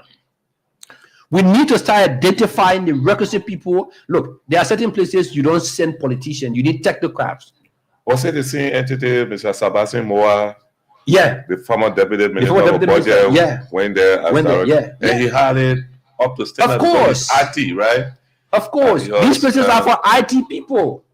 Yeah, even your boards, you have people that have technology knowledge, not just your friends and stuff who support their Look, we always support people in the political process, but there are certain institutions you need to have technocrats. Okay, so gentlemen, time has cut off us. We have to just give our parting comments. Each, I'm sure, 2 minutes or a minute on the issues that we cover tonight. And let's begin with Moses quickly, and then we continue with Mr. Fambula and our good friend and panelist George Kennedy. Moses, your party comment quickly. Yeah, quickly, I want to say thanks to all of the panelists. I think it was a great show. It was indeed a very good discussion. The issues we discussed tonight, I hope they will resonate with our people. In times of sickness, we should not be making mockery of others. It's time for us to empathize, because that could be you tomorrow. It could be anyone. So let us not use someone's sickness to say, oh, well, this person is now fading out. That's how I'd like to wrap it. Thank you.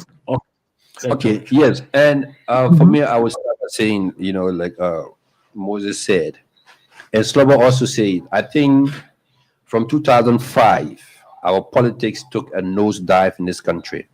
Instead of us focusing on the substantive issues, we went, to trivialities, insulting people, taking women on their clothes, and doing all kind of things, taking casket in the streets or so. That's not politics. No. Politics is an exchange of ideas. It's for you to be able to tell me what you can do, the other man tell me what he can do, and then we decide where to go. But when we start to think and putting people picture on it and insulting women the people who born us, then we try to gradually, descend into, a different thing. Even for me, for the past days, I've been looking at the president's picture. The president who I know, the president who I've played football with at the BTC when he became president. I'm getting concerned. He's a leader. Let's be realistic. All right? Okay. He's a leader. He's somebody who could come back tomorrow to become president for this country. We nearly fall into a serious trouble in this country that we actually overlooked. If you are going for an employment in an institution, they will ask you to bring medical certificate, right? Yeah. Why are the people who vying for the highest position in our land are not bringing medical certificates so we know that they're healthy? Do you know that we had a presidential candidate in one of the elections who was terminally ill and was still campaigning up and down here? That man would have become president. After a few months of his, he died. Then you start having issues of transition. I know. Okay. So we need to be able to come out and make sure that, look, our leaders are in good health, because we don't want to have we don't want to reach to a point where we start having chaos in our country anytime. Okay, Josh, quickly, your parting comment. Thank you. I just like I want to thank everyone for the discussion, and let it emphasize what I said. I don't like the form in which some people are communicating the former president's physical condition that we see outside. Nobody knows. I don't know what really happening to him. I don't think people should take it from a negative perspective. But I'm also aware that he's being a national individual, a state individual. Anything that happens to him is not his privacy again, especially that they affect his physical well-being.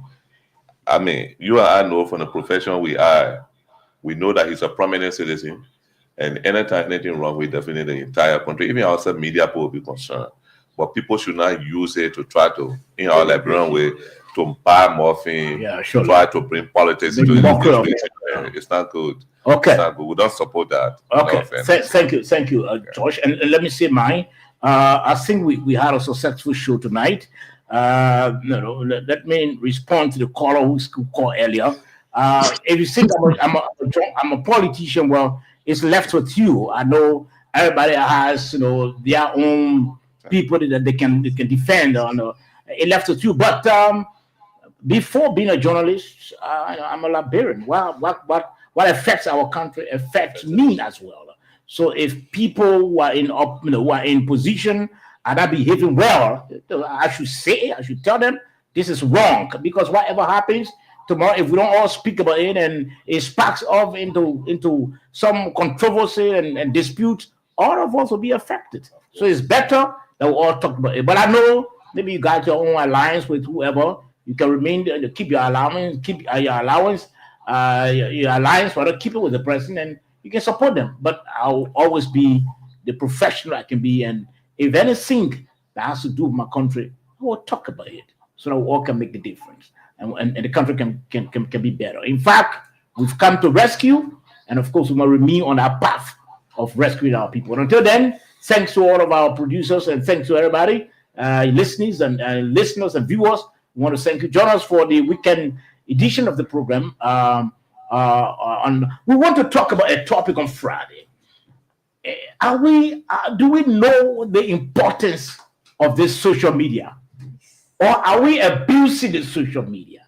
Do we just take any trash and dump it on social media? We'll be talking about that, because we see people now abusing social media. They go on social media and they got some media Liberians. Thank you, my brother. So that's the same thing we're talking. And then that's the same thing we're talking. We're still far from knowing what politics is.